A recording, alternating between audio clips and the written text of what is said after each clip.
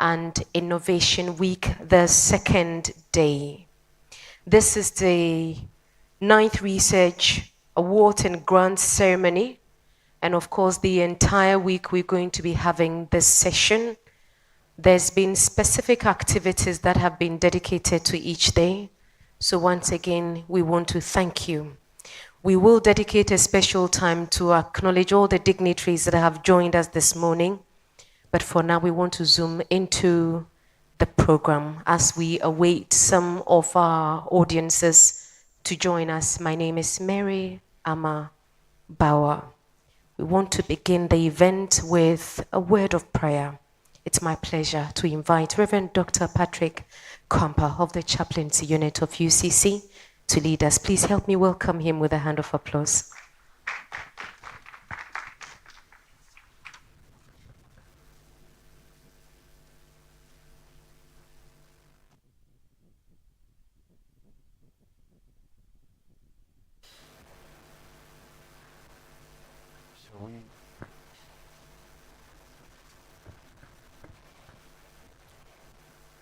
Shall we rise as an honor to God even as we take the opening prayer?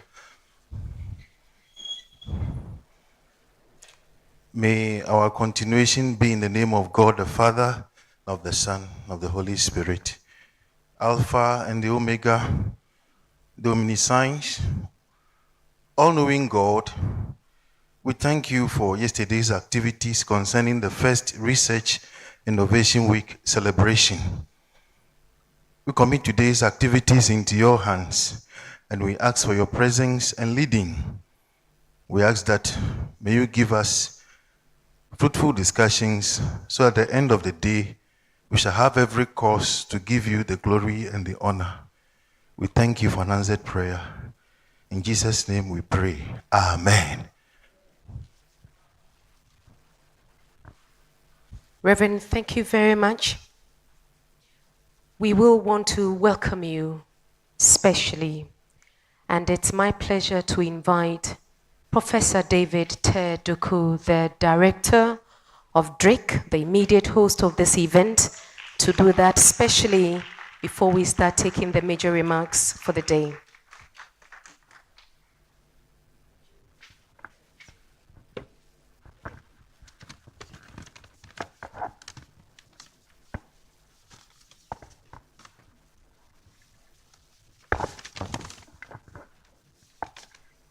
Pro Vice Chancellor, Professor Mrs. Rosemond Bohini, former Vice Chancellor, Professor Gantiapia, former Vice Chancellor, actually. Our distinguished, esteemed panelists, provosts, deans, directors, heads of departments, and other duty bearers, my colleagues, lecturers, students, ladies and gentlemen, good morning.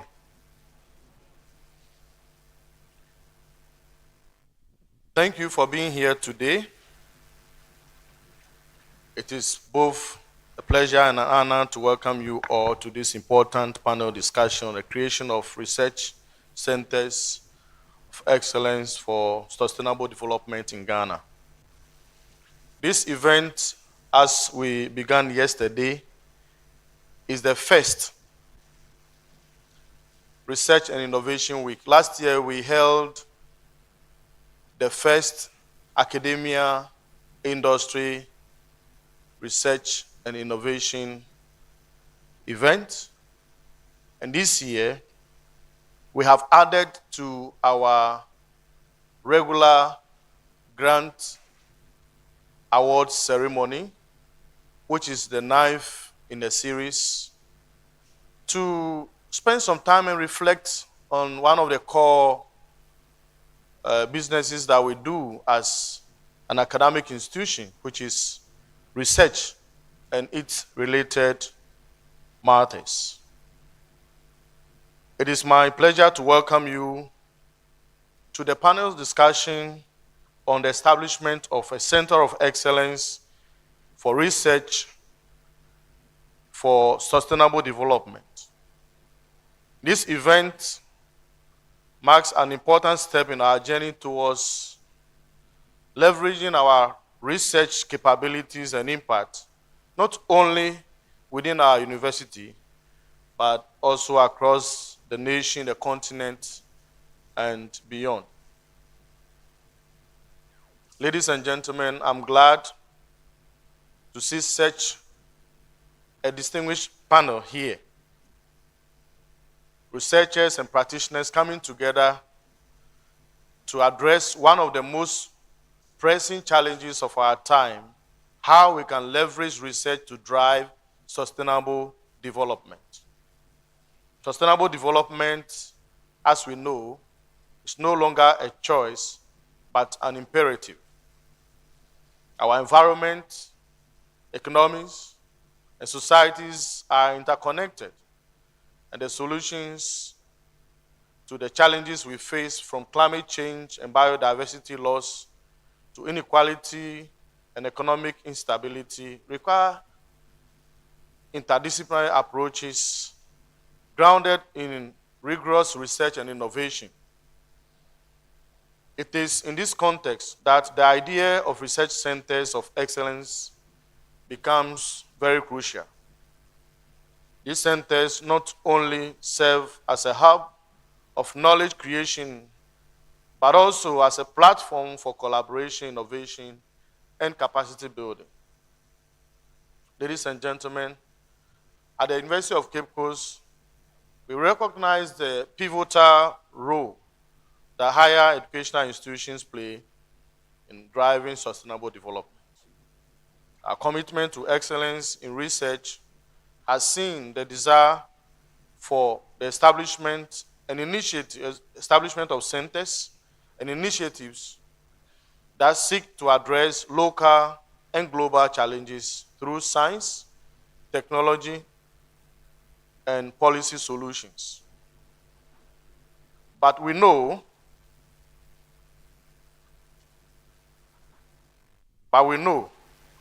that we can do and must do more. In fact, we must do much more.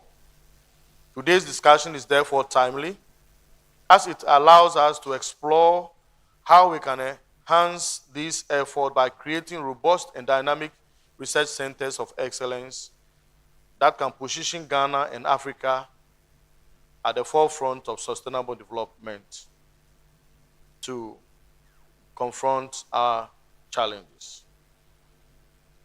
As we embark on this morning's discussions, I encourage us, all of us in this room, to be actively involved in our discussions this morning. It's a panel discussion, and there will be time for us to interact also with the panel. We must form partnership with each other. For a few who have joined us from elsewhere, so that we can together work to discover knowledge and transform this knowledge into real, tangible output that can impact and improve the lives of our citizens and safeguard our environment for future generations. I look forward to insightful contributions and the overall issues that will emerge from our discussion today, and hope that this will lead to an actionable strategy for fostering research excellence for sustainable development. I wish all of us a productive and enriching conversation. Thank you.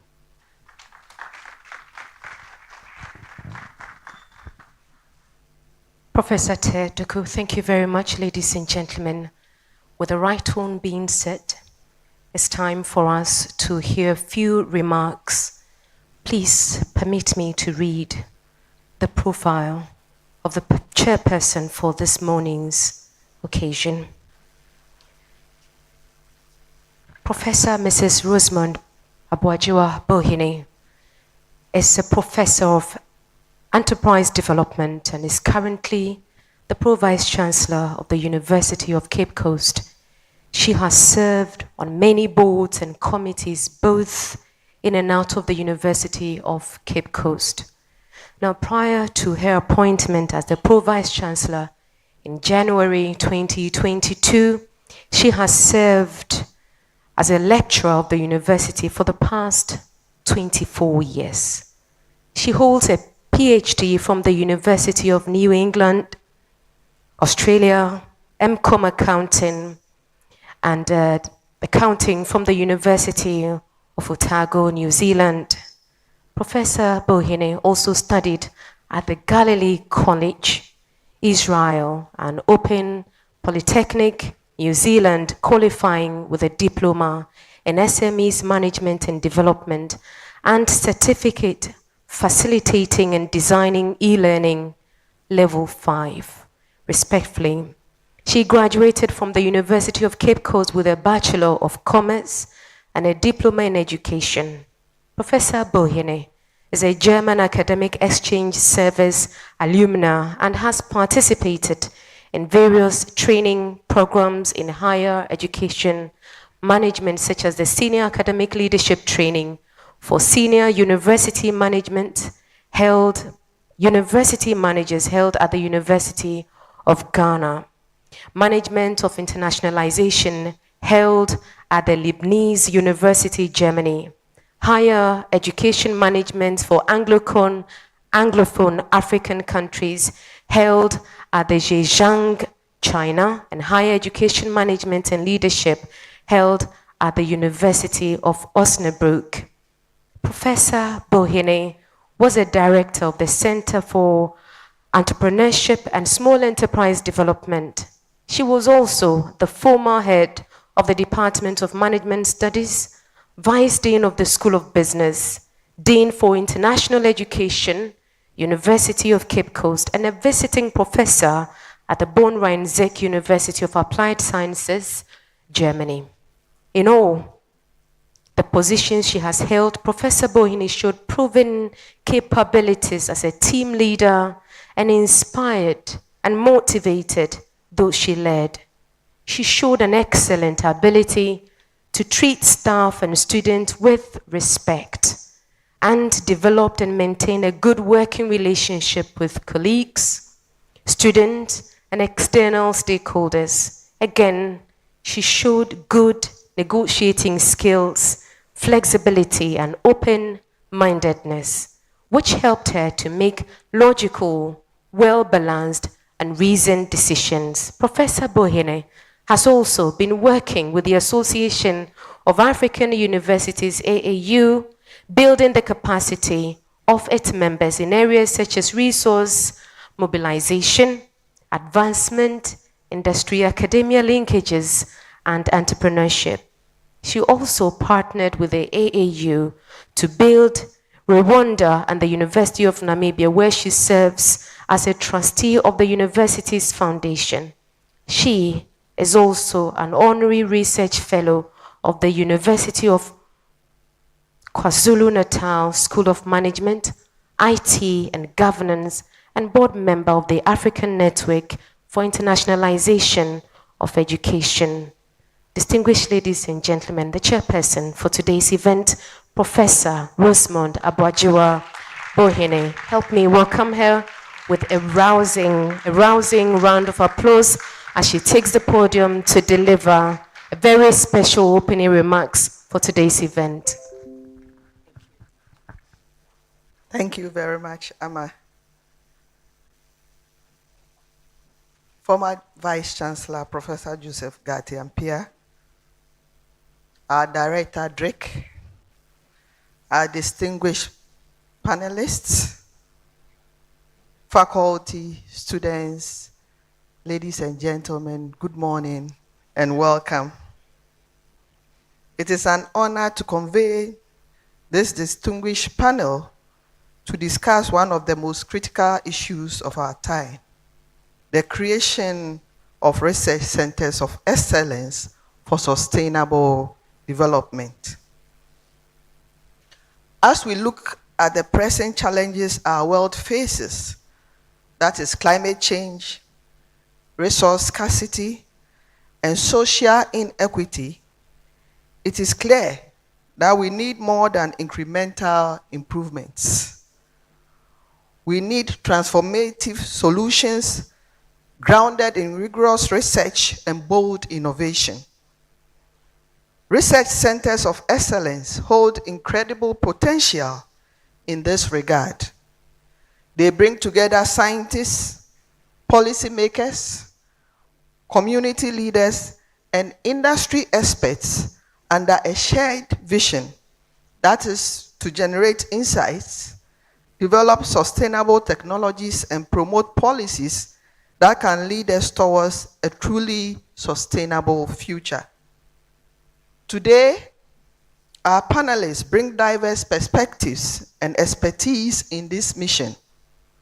They will explore what it takes to establish these centers of excellence, from securing funding and partnerships to aligning with global sustainable goals, and most importantly, ensuring that the research has a tangible positive impact on communities and ecosystems worldwide.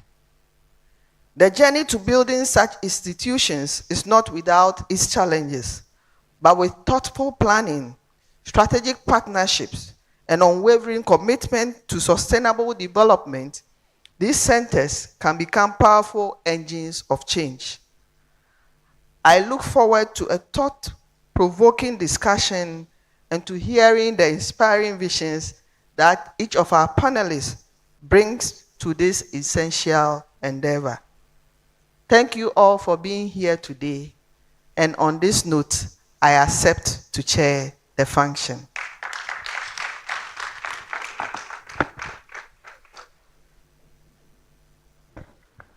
Professor Bohini, thank you very much for your acceptance remarks. It's time for us to commence officially the discussion. It's going to be a brainstorming session where we will hear from our very distinguished academics within the ecosystem on how best to develop this sector and also sustain it. In no particular order, distinguished ladies and gentlemen, I will be introducing the very special panelists. Before they come, Dr. Michael Edu will be moderating this session. Professor, my special pardon, Prof, kindly take your seat as we introduce your panel. Did I just call you doctor? Thank you. In no particular order, distinguished ladies and gentlemen, it's my pleasure to welcome Professor Jofus Anamwa-Mensah. And as he approaches, permit me to read a bit of his profile. He is a celebrated Ghanaian educationist known for his profound contributions to educational development and policy. His academic journey began at the Catholic Jubilee School right here in Cape Coast, eventually leading to a Bachelor of Science in Education from the University of Cape Coast, UCC, followed by degrees in Chemistry and Science Education, including Education Diploma from the University of British Columbia. His education has been supplemented with specialized training in leadership and strategic change, which has reinforced his transformative impact on Ghana's educational landscape city. Among his notable achievements are the negotiation of a research grant from the Rockefeller Foundation and his instrumental role in developing the CRICPEG program, which aimed to enhance primary education quality through research. His leadership helped initiate distance learning and PhD programs, bolstering the university's offerings.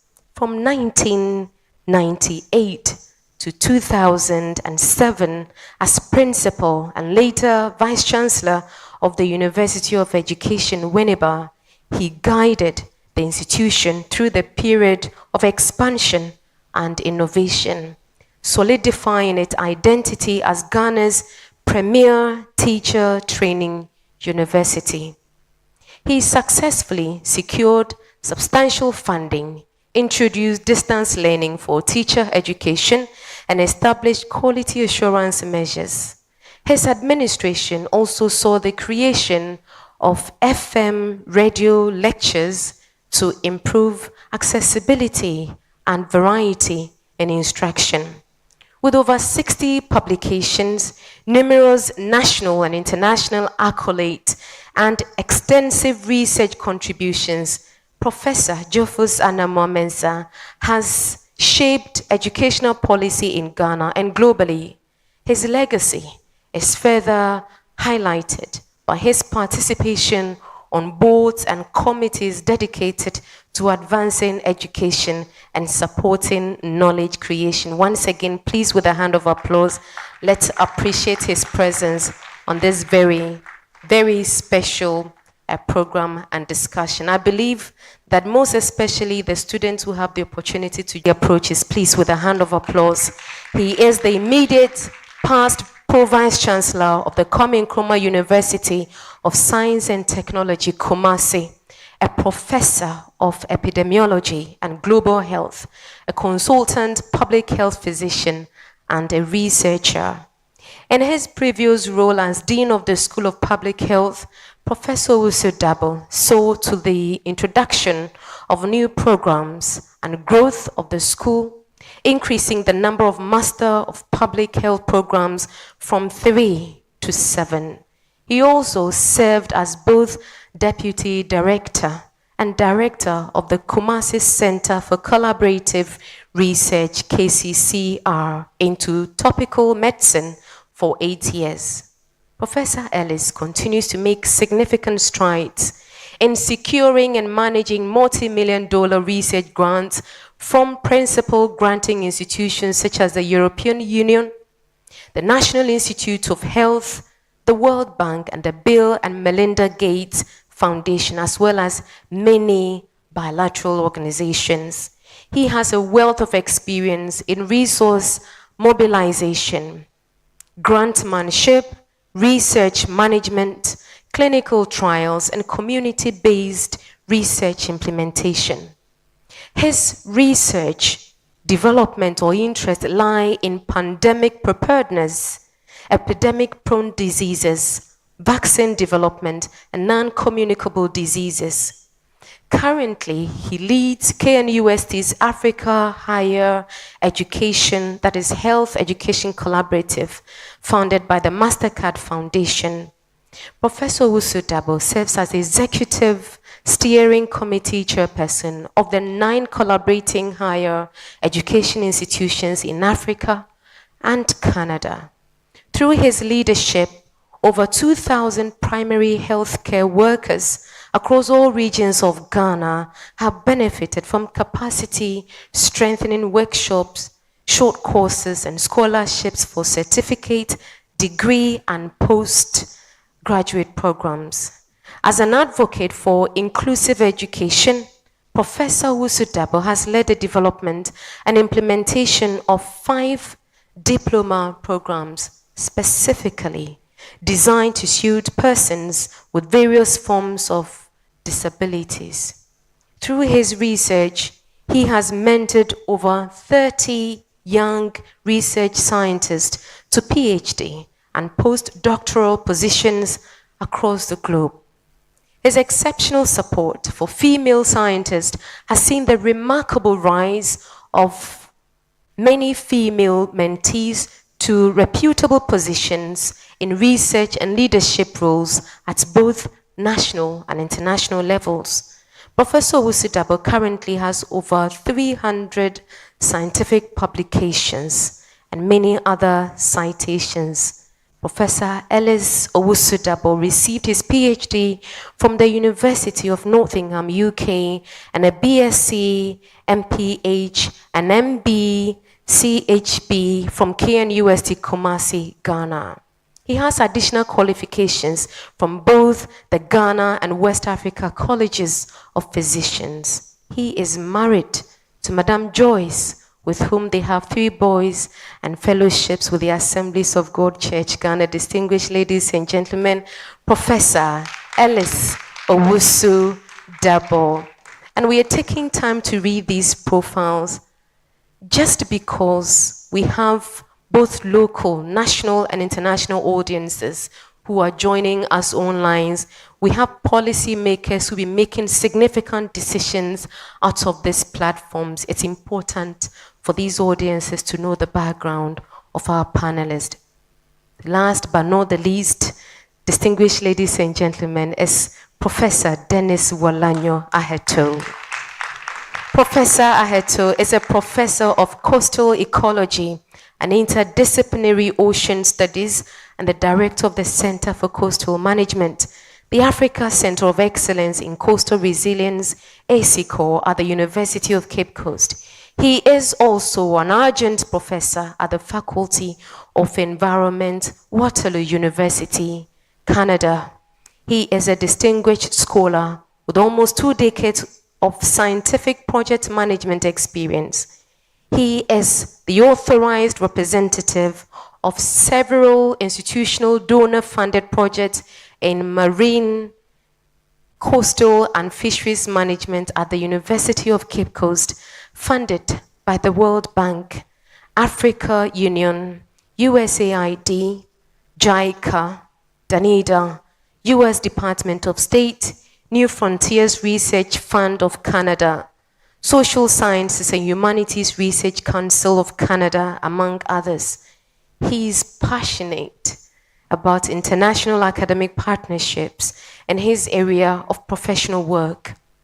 He has an outstanding intellectual publication record in index journals on issues of coastal marine ecosystem conservation, small-scale fisheries, marine spatial planning, wetlands ecology, blue economy, and marine conflict issues, and has contributed significantly to the development of new academic programs on coastal management, blue economy, governance and social resilience, coastal engineering, among many others.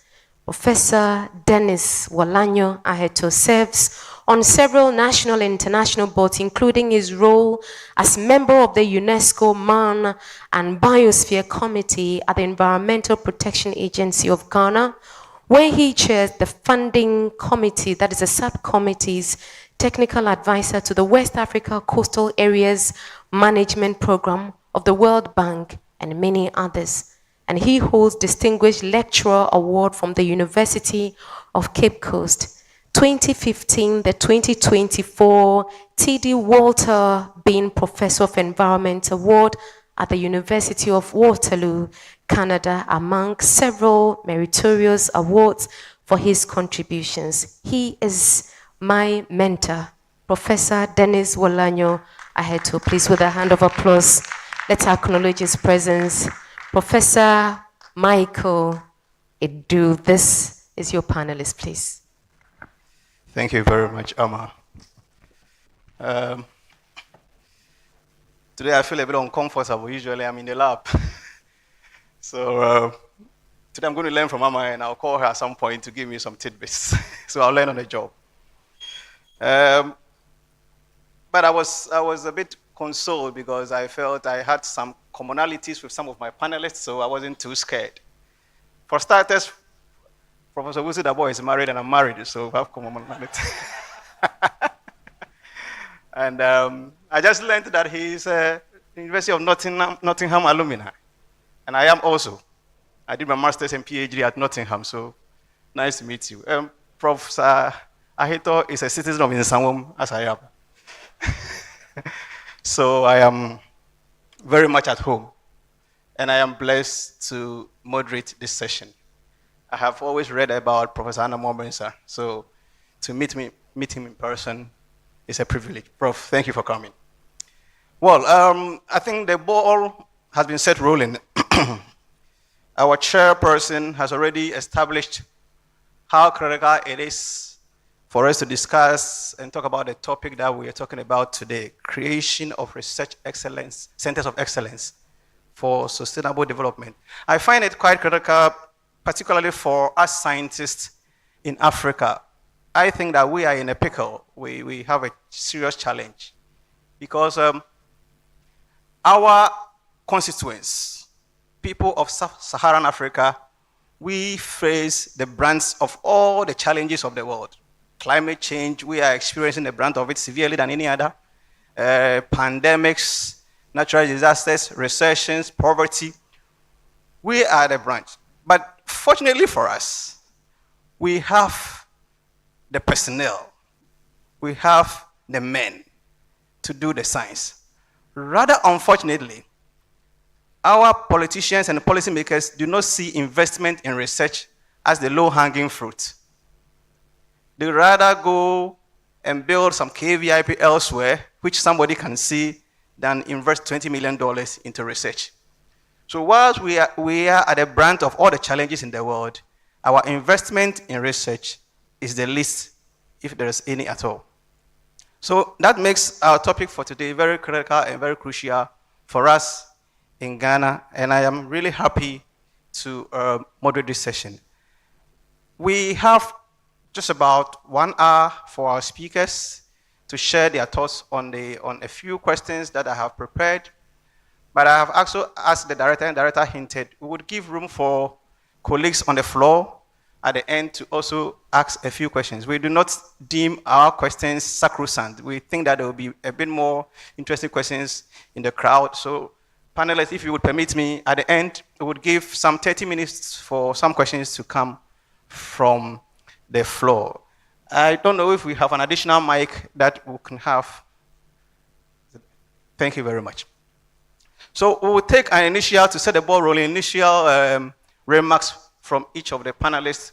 They are all astute, accomplished scientists with enormous knowledge and perspectives on the topic for today. So before I even go into the specific questions that I have lined up for today, I would want to have the general overview, how critical it is for us to talk about this topic from each of the panelists, and I would ask that we'll keep our conversations also concise. To also make it a bit organic, panelists are allowed to build on the perspectives of their colleagues, and you can also ask your colleague a question to make it a bit more organic and dynamic. So thank you very much. We'll begin with Professor Ahito. If you would kindly give us your general overview of the topic that we have today and how important it is. Thank you very much. Hello. Hello.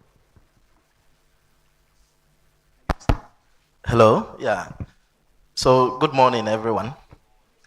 Yeah, it's an honor for me to be part of this very important discussion among world-renowned scientists or university administrators, and I'm also happy to see Professor Gati Ampia here, who has been one of my mentors as well.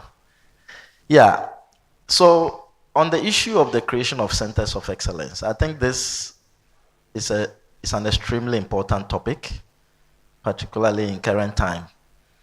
First of all, I think we need to underscore what we mean by excellence, or what is excellence. And for the benefit of the young ones here, when you go to school, you strive to become excellent, right? So excellence is an extremely important concept or defining concept within this whole frame of discussion. And normally when we say excellence, you are looking at significant or exceptional quality or exceptional achievement or exceptional accomplishments, you know, or when it comes to the issues of service provision, you are providing exceptional services that are of very high quality. So bringing this into the discussion, centers of excellence are important in our current dispensation because it creates a platform for interdisciplinarity as opposed to single disciplines. It focuses on the need to strengthen collaboration among researchers within an environment. So significantly, we refer to centers of excellence as an entity that pulls expertise together from different academic disciplines. Not only does it bring together experts from different disciplines, but it also brings stakeholders together. In addition to stakeholders, it also brings different sectors together. So we are looking at a platform that not only enhances bringing experts in a particular field of specialization together, but also bringing stakeholders, it may be policymakers, community workers, the private sector, okay, and then you are also bringing on board different sectors. So within the environment of education, there are various sectors. Within the environment of the social sciences, there are various sectors and so on and so forth. So that is what we're talking about. But there's also the need to have a very strong, coordinated governance system. So when we talk about governance, we are talking about the administrative setup structure, which must be set up, and normally it must be one that is flexible in approach, or flat, as I may want to put it, administrative setup with very little bureaucracy. There's also the element of human resource, which must be attracted. And in this case, we are talking about very high level, high quality human resource.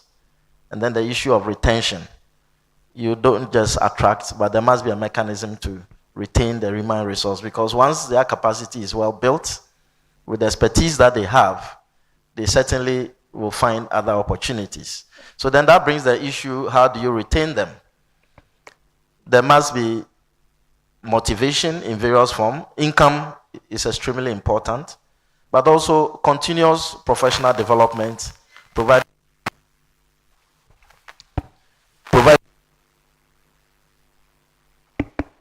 Hello?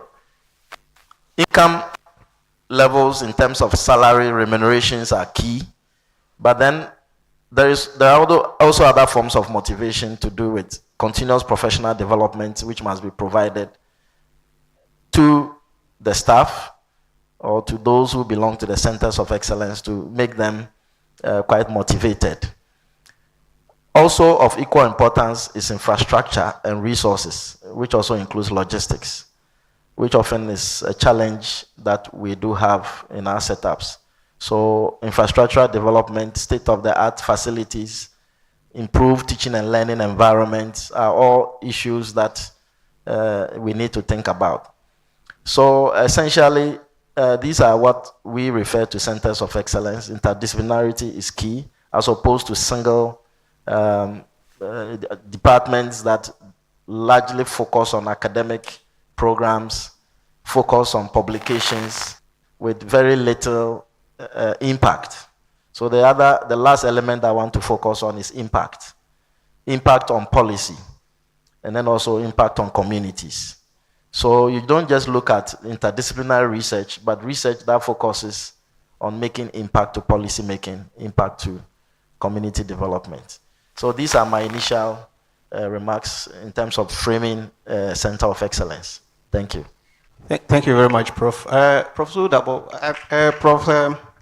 Yes, we can give it up. We can give it up for Prof. Aito. Thank you very much. I think you made very insightful comments, and I'm particularly intrigued about the government. I don't think we've always considered governance when we've talked about research. I think we've relegated that to the background. So I'm particularly happy that we brought up the point about governance. Professor Dabo, is there other points about centers of excellence that you can add on to what? Well, I just want to add that it's important that universities know that we are first and foremost the people who are supposed to be leading the whole research agenda. We are the people who must set the agenda and lead in the agenda. So when did we come to the party as far as Agenda 2030 is concerned? Not so long ago. And that's because we're tardy and even catching up. Now there's Agenda 2063, and I'm wondering, are the universities around the table setting the pace and making sure that? So that's an area that we need to think. And I've argued that if you're a young lecturer here, you don't become a professor by simply teaching or doing community service. You become a professor by research, by scholarships, by promotion of knowledge. That's the single most important ingredient that if it is missing, you can never ever become a professor. So in establishing centers of excellence, it's important that we recognize that university lecturers who are here and elsewhere lead in the agenda setting. It can be quite lopsided, the agenda setting, because oftentimes, where we say that he who pays the piper, calls for the tune. So oftentimes, we look up to our friends in the global north, but there's a lot of indigenous knowledge in setting up research centers of excellence. And oftentimes we tend to look elsewhere and look at the global north, unfortunately, much as if we do not have indigenous knowledge. And we do have indigenous knowledge, and I'd like to call our attention to that fact. But in defining excellence, indigenous knowledge must be excellent. It means that what we do indigenously must be the epitome and comparable with those elsewhere in the global north. That's the only piece I'd like to add to the submission of my colleague. Thank you very much, Professor. I'm really learning a lot.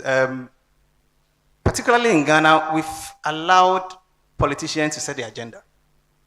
And I'm just learning that the agenda setting shouldn't be the purview of politicians. Scientists in the university, we need to set the agenda. Currently, we have a whole lot of problems in our country, including Galamsey. Why are we allowing politicians to set up the agenda? We need to take up, and in setting the agenda, we must not lose sight of indigenous knowledge. We need to leverage indigenous knowledge in that agenda setting. Thank you very much, Professor. Professor Momoisa, could you add more, please? Thank you. Thank you very much. Thanks for getting me involved in this. But I just want to look at, why do we have to set up even centers of excellence? No. The 21st century is rushing us into a new phase of human history, because of the confluence of a number of interrelated trends. You look at the fact that you have globalization impinging on all of us. You would look at the fact that there is advancement in scientific knowledge and brain science. You look at the fact that there is global ecological crisis, which is caused by us, by human-induced climate change, resulting in the destruction of biodiversity and massive pollution of the environment. And the lightning speed of technological advancement in various domains, including artificial intelligence, ChatGPT, computing, biotechnology, engineering, etc. These are disrupting the entire global system, including Ghana. But the knowledge our institutions are not fitted to really confront this and address these. So if you take our normal institutions, universities, they will not be able to solve any of these problems. But if you set up a system that can address some of these and look at it in terms of knowledge creation, and so on, then we'll be able to address this. There was a famous,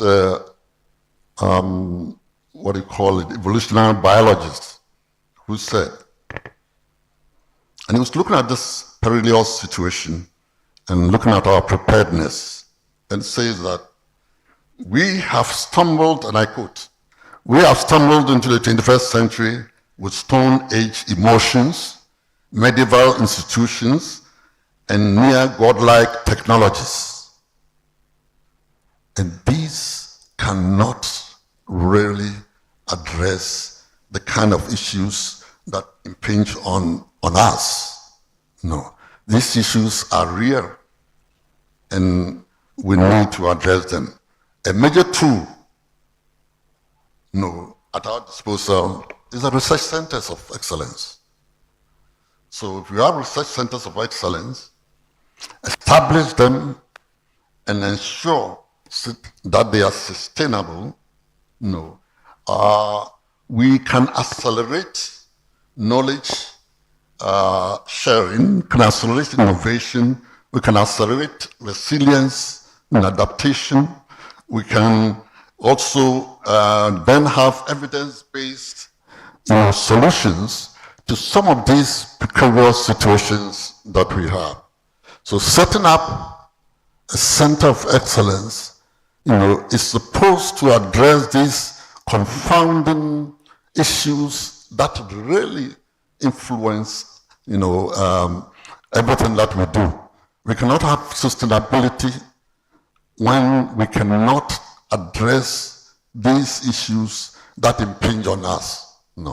So it is very important that we say we are in a technological age, computer digital age, but are we really taking the opportunity to really utilize these instruments to improve whatever we do? No.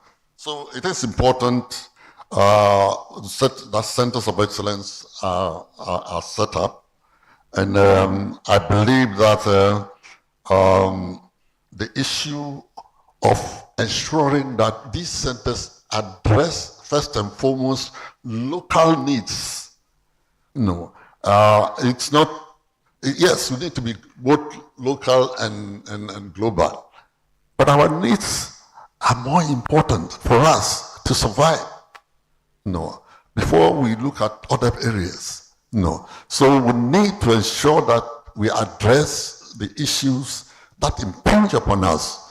And I'm glad that the Prof talked about, indigenous knowledge systems, which is so critical, for us to ensure that our survival and sustenance is maintained.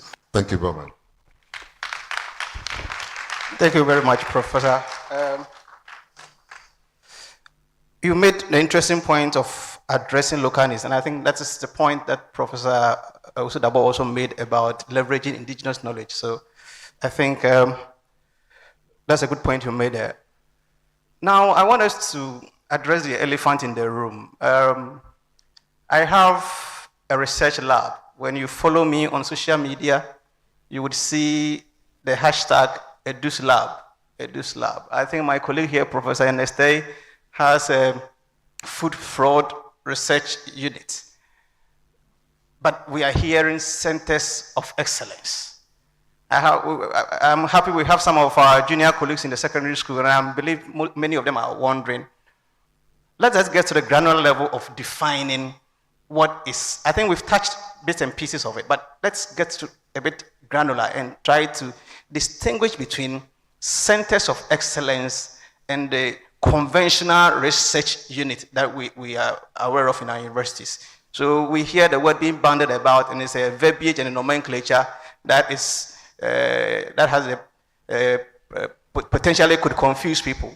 So if we can have some clarity, some distinction between a center of excellence and a conventional research group or research unit, I think we'll be glad. I'll begin from Professor Osudabo, if you kindly help us.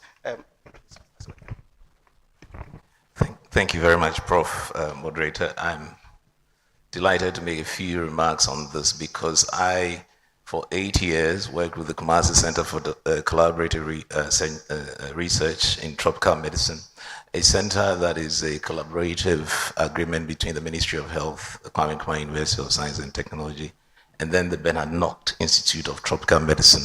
Many of these traditional centers have been the vision of scientists, usually from the north, who incubate these ideas and they hatch these ideas. And as you can hear in the name, tropical medicine. And we've evolved from tropical medicine to international health to global health. We're talking planetary health and One Health and all these. Point I'm making is that the traditional centers have evolved from friends who conducted science and worked together, and usually with support from the north, and they define these. And you find these in many an old university, London School, Heidelberg,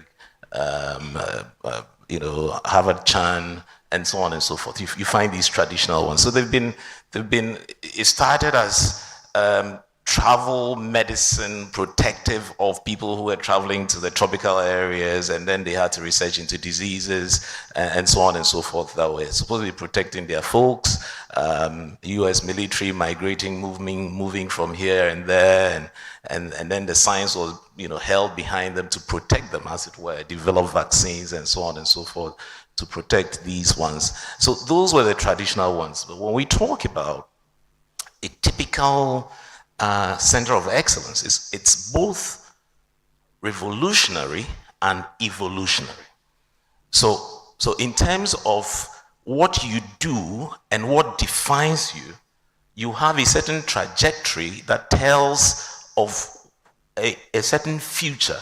It's not only contextually relevant and addresses today's needs, but it also looks into the future. And that's where Professor Dennis Aheto was talking about the multidisciplinary nature of it, multi-collaborative nature of it. And I recall when I came to the university as a young lecturer 24 years ago, I was told that it's either you publish or you perish. Today I would rephrase that, Professor Gatampia. I'll rephrase this today and say it's either you collaborate or you perish.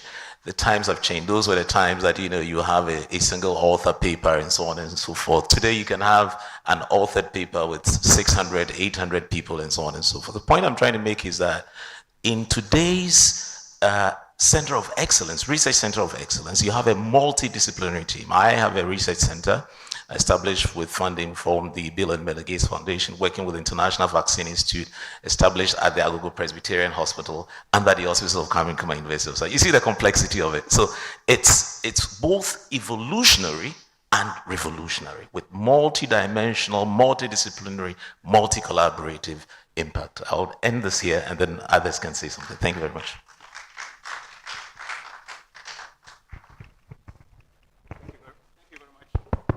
Thank you very much, Professor. Revolutionary and then evolutionary. It evolves. It looks into the future. Multidisciplinary. I think those are the key words that we need to take. The traditional research facilities has been more or less one-dimensional. It is on a particular topic, and when that topic ends, that is it. But centers of excellence, they are dynamic. They evolve. So they are there to sort of have an M&E and see what is the current problem, and they can continually solve it. Thank you very much, Professor. Professor Aheto, I think you started by even giving us some of these already. Having led a center of excellence, now we know some of the quality of a center of excellence. Could you let us in on some of the critical steps or initial considerations in establishing a viable center of excellence? Right. Thank you, Prof. First of all, those who are interested in setting up centers of excellence must have a strategic focus, in a sense that there must be a vision and a clear mission. Ultimately, as Prof. Dabo said, even though it's going to be multidisciplinary, it must have also a strategic focus. You cannot say because you are collaborating, you are doing everything. You must have a strategic focus, which must be a departure from the conventional or traditional academic department setting. So, for instance, instead of having a department of so-and-so or that, you could think, I was just putting down some areas. For instance, Center of Excellence in Climate Resilience and Environmental Sustainability. Or you have something on health and well-being. Or Center of Excellence on Energy, Water, and Food Security. These are things that directly address sustainable development goals. Or you have something on education and social equity, or economic growth and sustainable infrastructure.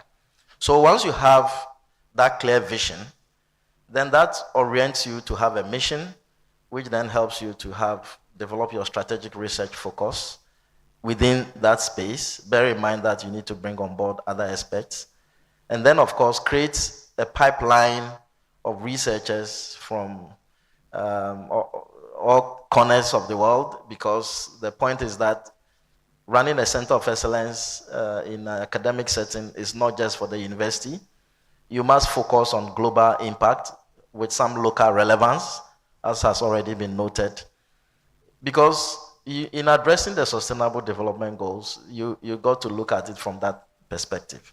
So once you have that clear mission, you then set out your clear vision and mission, you set out an agenda to put together a team. There must be obviously a visionary team with a visionary leader, making sure that you also seek for sustained funding. It's extremely important that you sustain the efforts of the center through various diversified sources of income. Grantsmanship is one, but you may also want to look at public-private initiative and partnerships. You may also want to tap into some endowment opportunities, or something they even call crowdfunding, and many other mechanisms. So once you set out the funding regime, how are you going to sustain it? You then look at infrastructure. Where am I going to house this center? So these are the building blocks that needs to be put in place. But on the issue of funding, you may have funding that kickstarts a center, but ultimately it is said that a center of excellence actually starts when the funding has ended. Initial funding has ended. So once you have an initial funding that sets you up as a center, we call it center of excellence. But that does not imply you're a center of excellence. Your ability to multiply that funding into multiple streams of funding, to sustain that platform is what is needed. The last aspect of it, which I've said before, but I want to reiterate, is to look at the impact. The impact. It's extremely important to have research agendas that are oriented towards development impact. So impact on policy, impact on community development, impact on society. Ultimately, that is what centers of excellence are seeking to achieve. So are you impacting the environment or impacting human health or other considerations? So these are some building blocks that I would like to highlight for now. Thank you very much, Professor. Professor Namomensa, Professor Hito has listed a number of things that he considers very critical in establishing centers of excellence. He believes that there must be a vision which should lead to a clear mission. And he also pointed out about the criticality of having an impact. Center of excellence should have an impact. But one point that he made was how important it is to have sustainable funding. Funding, he's established that is very crucial.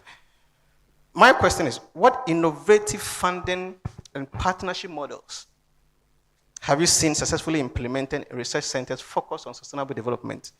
And when I ask questions about funding, I want us always to contextualize it in our jurisdiction in Africa, having at the back of our mind that funding is not always available. So in our setting, and you can also, of course, have examples elsewhere to also demonstrate, what innovative funding models and partnership have we seen implemented for centers of excellence and also for sustainable development? Thank you.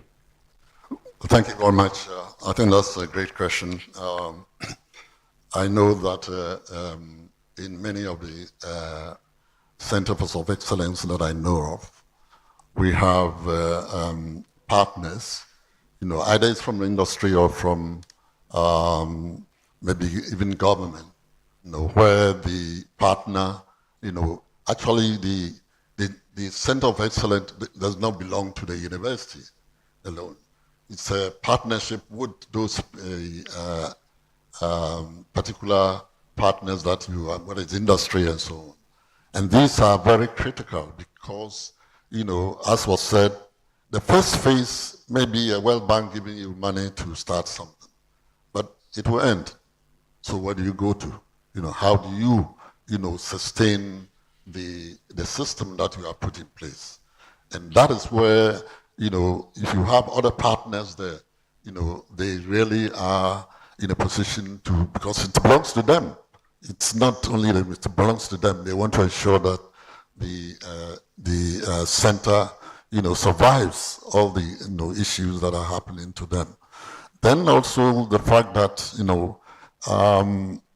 when you have patents produced from your research, intellectual property, those are critical things that people look at, and people want to support such a system with these, critical, impacts, which is the, intellectual property thing, the ensuring that you have all the necessary, issues that can generate funding, so these are things that are so critical, and then, so it all comes to diversification of the funding, that the center has. Center needs to diversify to ensure that they have streams of funding coming in and out all the time. So these are just a few things that I think are critical for me.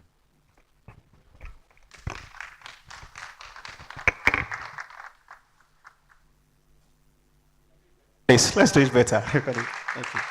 And I believe that as the responses keep coming, I want to believe that colleagues would have some questions. Please note them down. As I indicated earlier, you'll be given an opportunity to ask your question. It may be a sequel to some of the questions that I asked, or a fresh question altogether.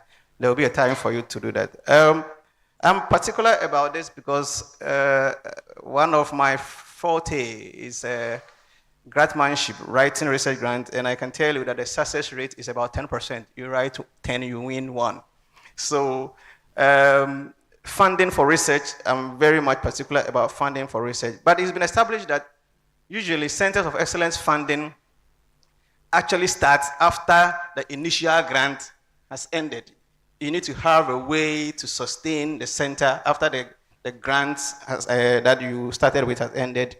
And Professor hinted on something that I have never thought of. The fact that ensure that you create patents, intellectual property. Yesterday we were here at presentations, and one of the colleagues from UCC Medical School has developed a light that is used to test breast cancer, and the patent sale is going for £20,000. So these are some of the things that centers of excellence should be looking for. Since this is a big area, I want to get briefly the view of my other two panels, how research centers can ensure long-term financial stability after the initial funding has been used up. I want to get as much as possible alternatives or plans of ensuring long-term stability after the initial $5 million, $10 million has been used up. Let me start from Prof. Dabo. Thank you very much, Prof. There's a reason why universities are the foremost consideration when it comes to establishment of centers of excellence. And if you recall, the World Bank, through the initiative of Teaching and Learning Innovation Fund, you remember TALIF, and then after that, the thing about the current establishment of centers of excellence. There was a phase 1, phase 2, and now we're moving on. There's a reason. The reason is that universities have the propensity to clone themselves.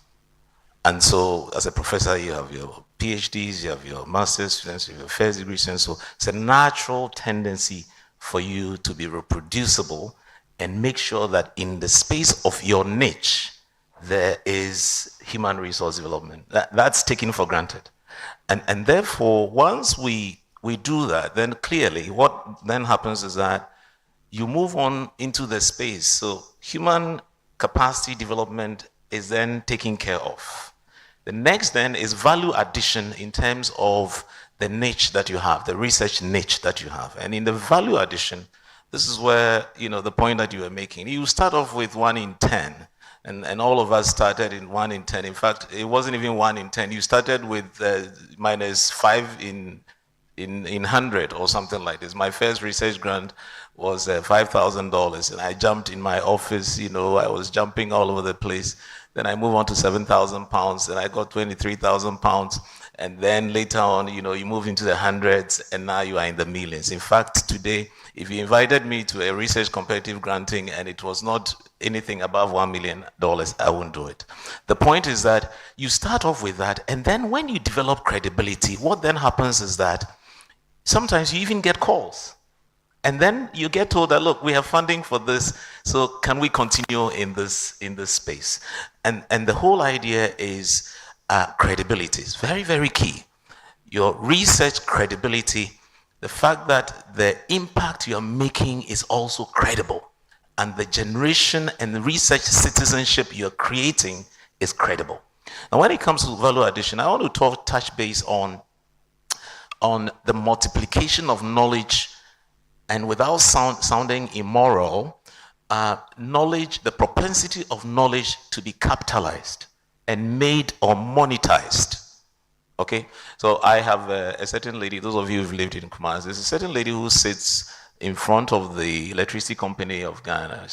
We all call her Hajia. She knows all the professors from the second, second generation professors. We all go there to buy peanuts. Hajia has sat down in that space, and she tells me it's almost 70 years sitting and selling peanuts. Hajia exports peanuts to the rest of the world. Peanuts, granuts. And Hajia has built houses and trained, she didn't go to school, but all her grandchildren and so on are whatever, universities and so on and so forth. The point I'm making here is this. I say that we seek knowledge, we promote knowledge. And I do not understand why, if we seek and promote knowledge, we cannot find a way to add value to what we generate in terms of what Professor Anamwa Mensah was talking about. That's extreme. And I don't know how many professors here have filled one patent. I have filled only 2. And when you fill one patent document, I tell you, one, by the time you finish filling one, and if you filed it in the European space, in the European Union, that's even worse. I think in the first one which we filed, it took us almost a year to complete it in the European Union. So the point I'm making here is that we need entrepreneurships. We need ideas to be monetized, and people, students have to be given startups, start industries with ideas, start, and biobanking. I'm sure your lab may have a biobank.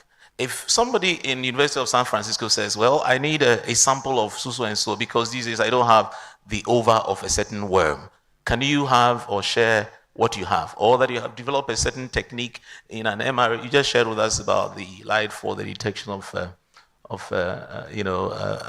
breast cancers. Those are the sort of things we should be doing. Once you have the niche and the credibility, and you have the research citizenship, and you're the group leader in that space, and you can impact that space, the rest is, how do I add value? If you're in a Greek space, why?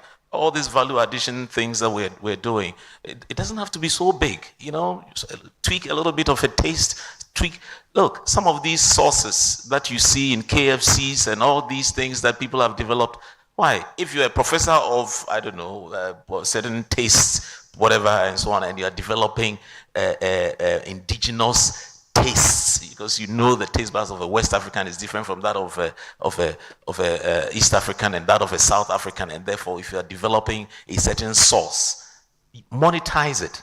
That then becomes a value addition to come and feed back into sustainability. Now, what are you doing?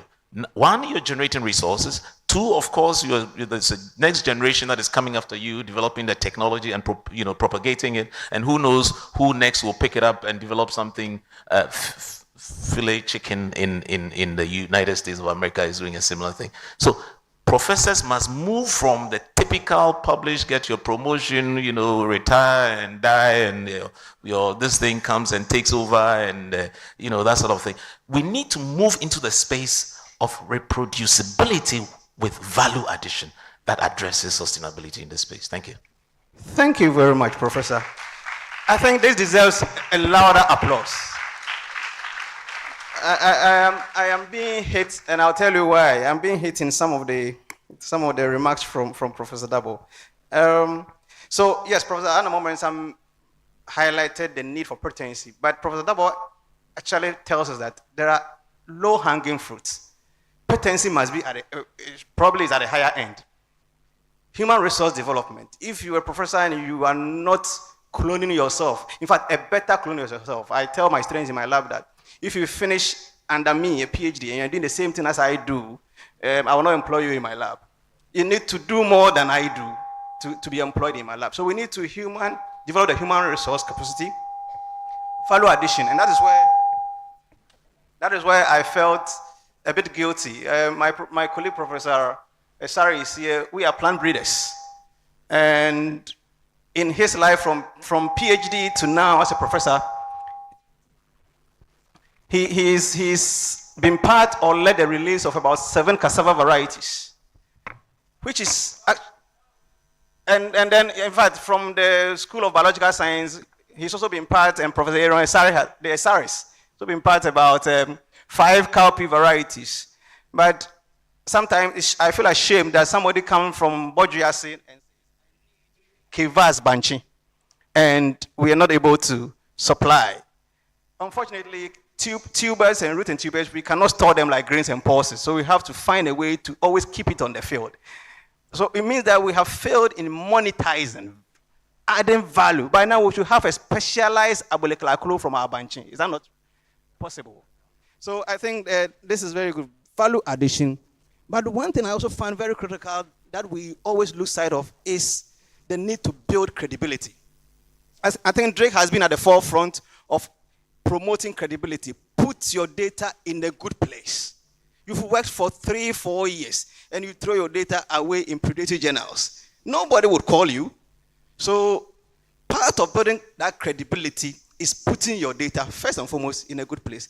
Prof. Hito, I've heard you talk a number of times, and we talked about the number of PhDs that your center has produced. Is there anything that you can add briefly? Just because I'm particular about this sustainability part of Center of Excellence.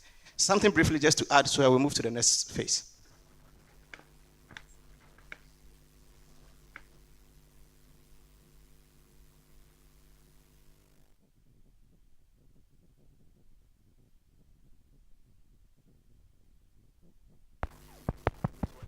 Yeah, hello? Yes. So Prof. Dabo has emphasized the need for value addition, which is key. But there are other essential elements or ingredients that we've got to look at. For instance, there's the need for a strategic plan. The institution might have a strategic plan, but as a center of excellence, you need to have your strategy. It's extremely important to define what the strategic focus is, which also must be underpinned by a business plan. And the question is, how do you implement this business plan or strategic focus? You got to bring in partners. I did mention that centers of excellence do start when the initial project that set them up has ended. We have piloted different mechanisms that have grown our center from just a World Bank or USAID funding to currently about 35 different projects across different development partners with over nearly 40 different partners. So that is what I'm talking about, that there's the need for that. But for that to also happen, you need to also demonstrate, in addition to value addition, knowledge transfer, the ability to transfer your knowledge to those who need it. Essentially, development. So aside development, there is also the private sector, which also needs it. And then the value addition goes more to the communities. So the knowledge users are the policy makers. They need to see what your knowledge can impact, not just the national development, but also regional development, which conventional, traditional academic department do not do. Because the traditional academic departments focus on national development relevance. Centers of excellence go beyond that. And that is where you need strong mechanisms for visibility and communication. In traditional academic departments, there are hardly any mechanism to disseminate or communicate information aside publications, which is not good enough. So visibility is key, visibility with content, visibility with research interests and research focus. There are other mechanisms that can also be looked at, aside competitive grants, which can give you some transformational grants, millions of dollars. But I think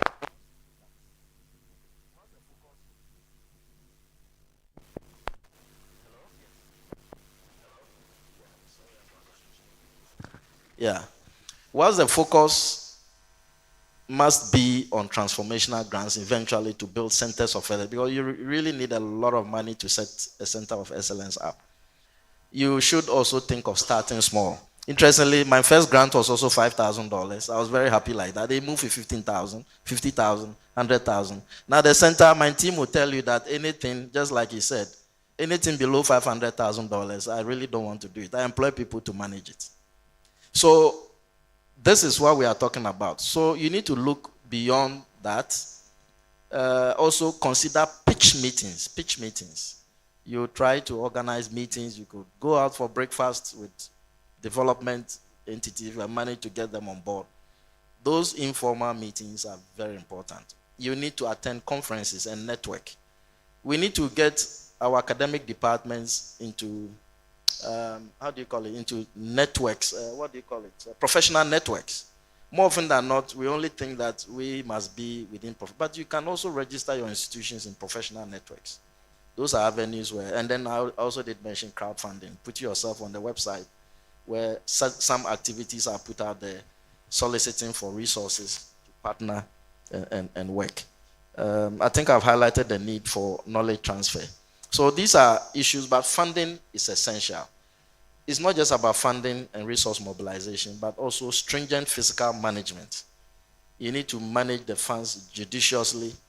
Once you are corrupted or the funding corrupts you, it also becomes a major, you can be blackmailed or even find yourself in jail.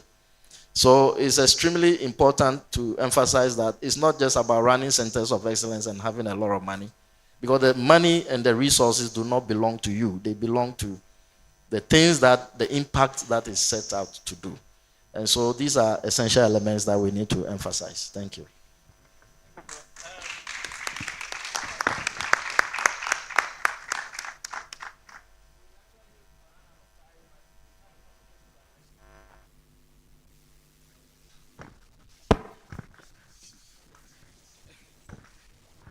Actually, give it to you. Maybe you wanted to add one. Just a sentence on the need. You know, the African Union, our leaders have committed to 1% of GDP in supporting research and development. And I'm asking us as professors, and I use that, you know, generically, to lobby and get this money. You know, so let's be in the space where we can lobby for this 1%. I know that in East Africa, Kenya has set a pace, and I think Uganda is following. We have been around the table. I mean, I recall the last time I was around this discussion was about 22 years ago. This 1% GDP thing has been back and forth. And we move into the space and lobby. You know, so we'll use your parliamentarians, use your whatever, and say that, look, they have committed to 1% GDP.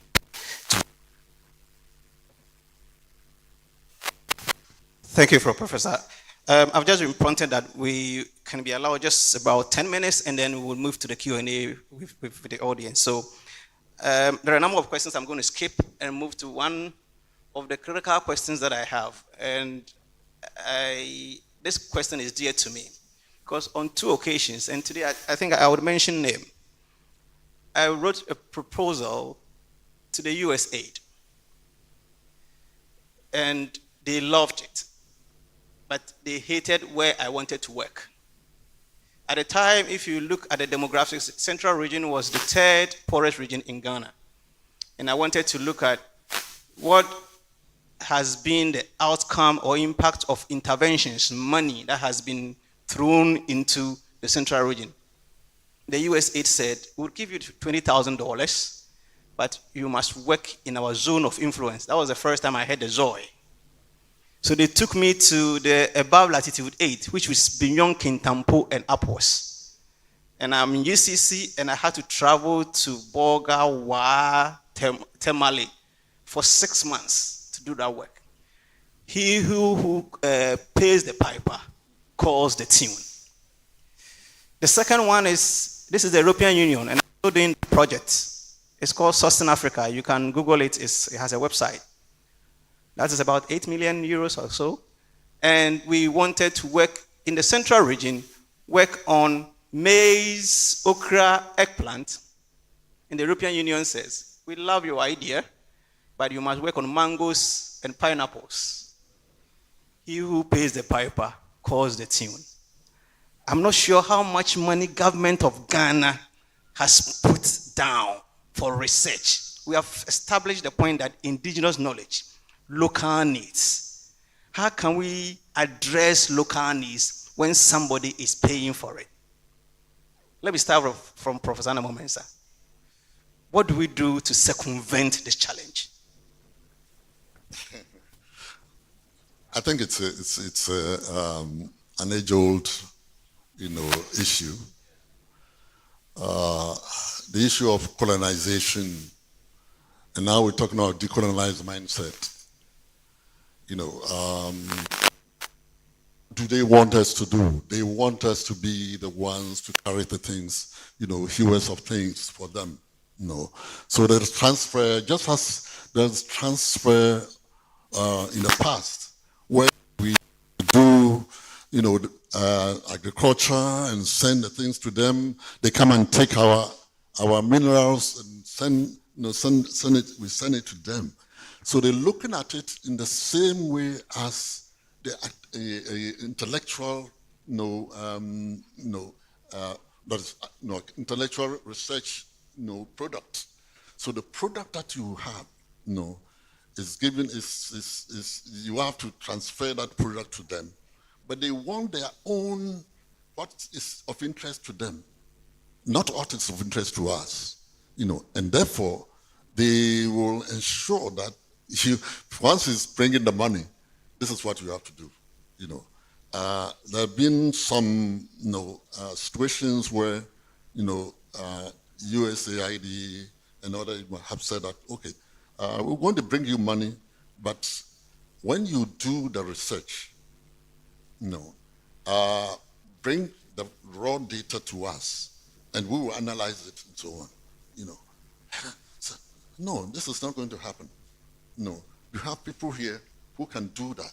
No, so why are you taking that capability from us? No, and then pitching it in the West? No. So it's something that we need to deal with. But our governments need to understand the student dynamics that is playing in this arena. They have to put money into research. They don't want to put money in research because it takes a long time, to come out with anything. But that's how it is. You need to put money in it, whatever it is, and ensure that just monitor the people and make sure that they are doing the right things and so on. And you get, the outcome will be what you want to see, in the. So yes, we have this issue, which is so important, so critical for us. But if you don't have what it takes to do it, you cannot do it. They will manipulate you and ensure that you abide by whatever they want you to do. And I think this is something that the universities should be able to stand on it. And then, as was said earlier, if universities are going to be the ones who direct research and get the government to agree to it and so on, then we need to talk to the government to convince them that this is the way to go. Otherwise, I don't know what else we can add to it. Just to say that Prof. Anna Mensah has mentioned the prioritization of research by governments and government agencies, and I'm very happy that as a subvented institution, the universities are rising up to the occasion and putting in some money from IGF into supporting research and development. This is key. So we demonstrate this, and when there's credibility, and credibility is a very serious word for me. It means a lot. It's a very loaded word, because at the end of the day, if nothing comes out of what you're doing, even after 20 years, what is the return on investment, and why should I continue to put my money into the work that you're doing? And so it's a very, very important point. And then, of course, with all due respect to you, Prof. Moderator, we do not have to circumvent the thing. We confront the thing. Let's confront the issue. We should have high negotiating skills. When we come around the table, look, there's no empty vessels. We used to say empty vessels make the most noise. There's no empty vessel. Actually, there's no empty vessel. Come around the table because you have value. Without us, they can't get the money. And so when we come around the table, we come with something that is of interest to us. I'm talking about agenda setting. I've been part of agenda setting meeting for many, many grants that are tossed around the globe. And it's because we go there and we speak about Africa and the things that we need and are priority areas for us. That's how you do it. You don't shy away, speak it, and say, look, this is of no relevance to us. This is what is of relevance to us, and we employ you to make sure that you support us in this area. Yeah, I just want to add something before. Yeah. There's another aspect of this argument, which is about how much proportion of it even comes to us. You've won $8 million, and then you realize that about 80% goes to the Global North partners, and then only 20%. But when they are writing, they say we've invested $8 million into African agriculture. So that is another part of the argument. Apart from the fact that they tell you what to do, they set the team, bulk of the money actually is for them. And they come here and they are on holiday, and you are doing the work. So, Prof, whilst you add on, this is another dimension I want you to also look at. Thank you. Right, thank you.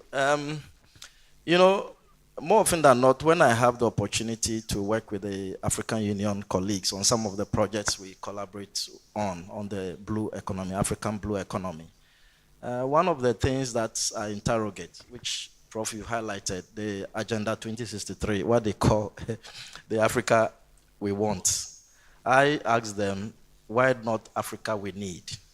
There's a difference between want and need.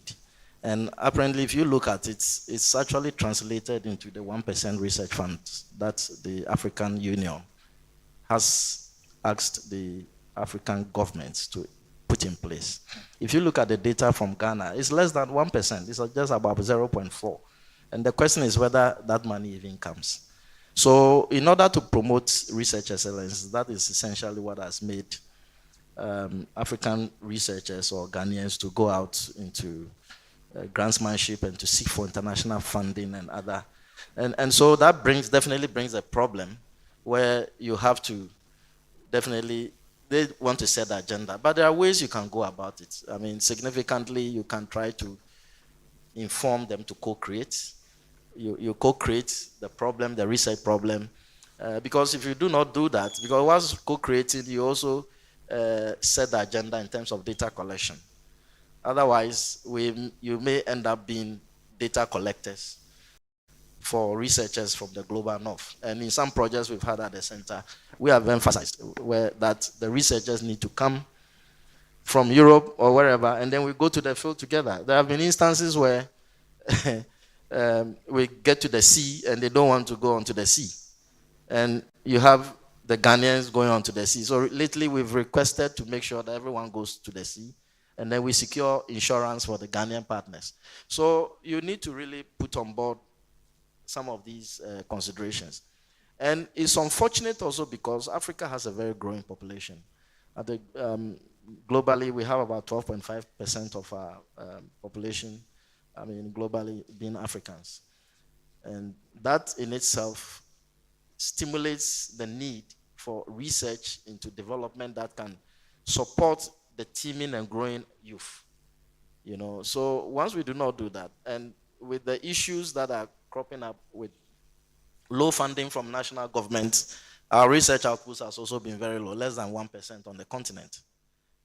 But that does not mean that we do not have the research capacity. It's just the enabling environment that is not there to make sure that we're able to augment and promote our research.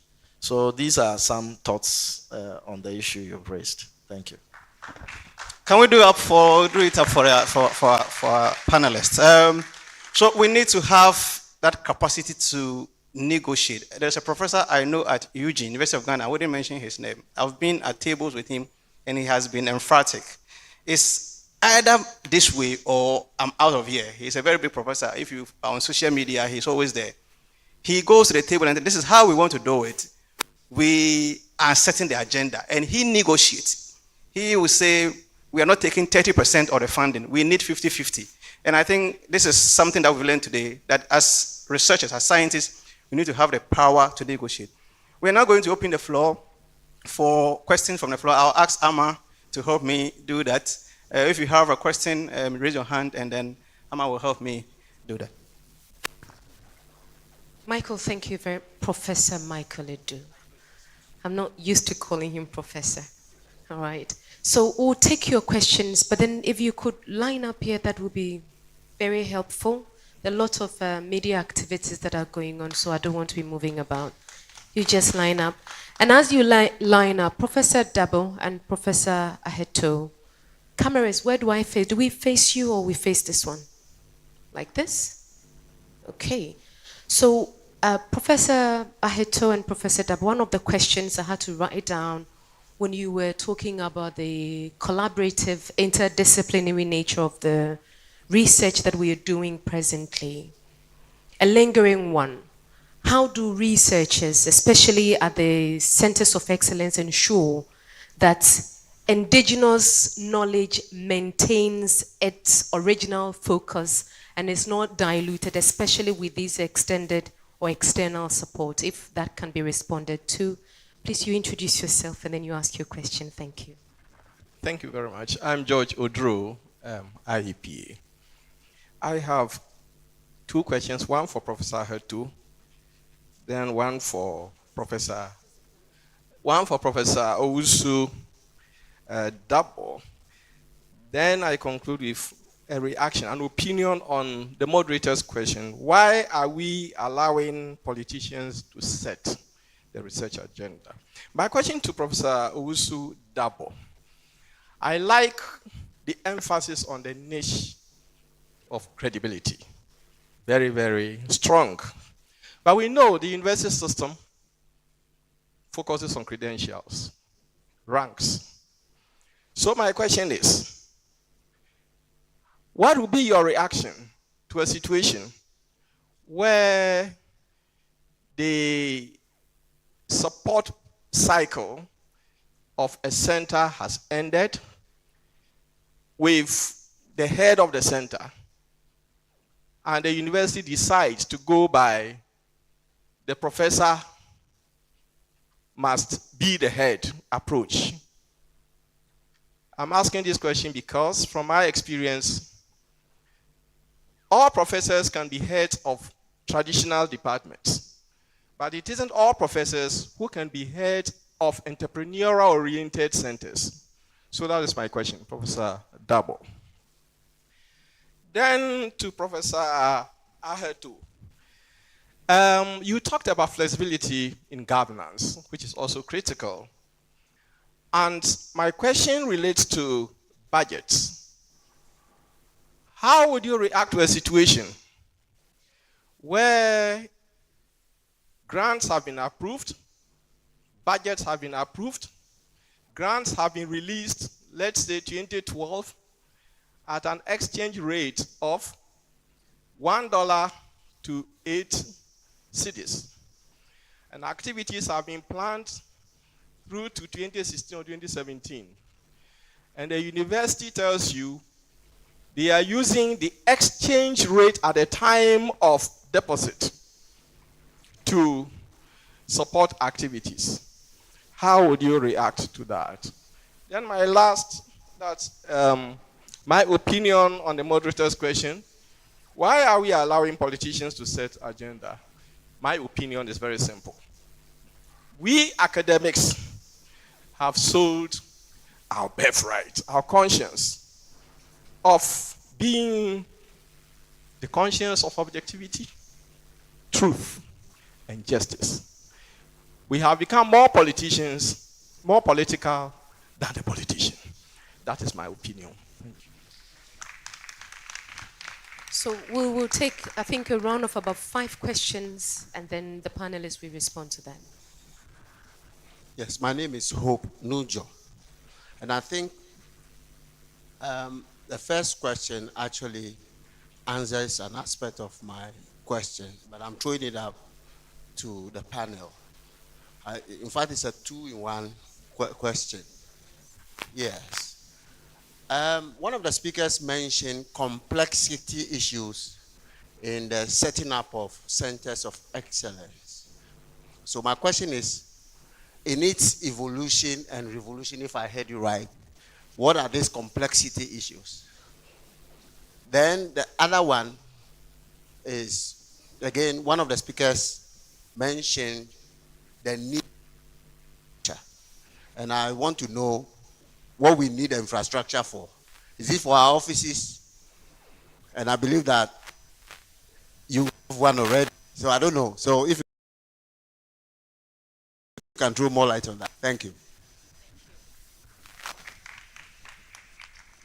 Do we have more questions? So you do your best as much as possible to face the cameras. Other than that, I will be here as your bodyguard.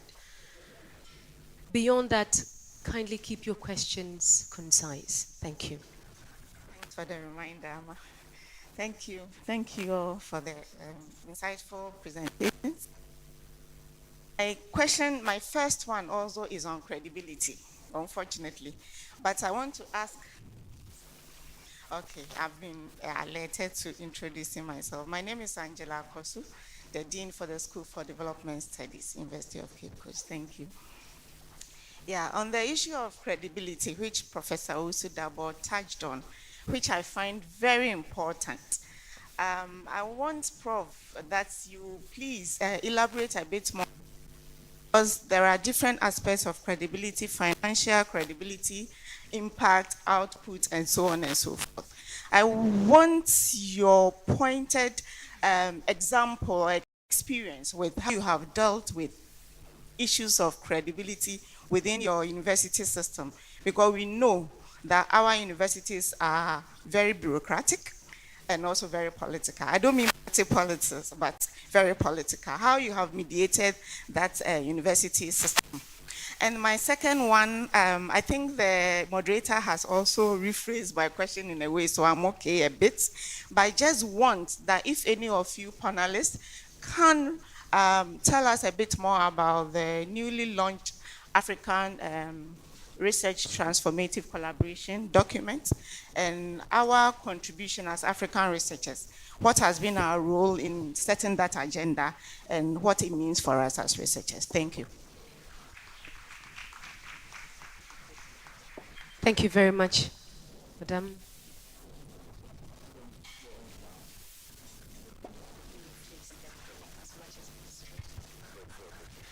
Yeah, my name is Samuel Agloti from the Department of Population and Health. My question touched on credibility, but here I'm looking at not individual researcher credibility. I'm looking at institutional credibility. I would like the panel to just touch on how research funds should be administered in a university. Thank you.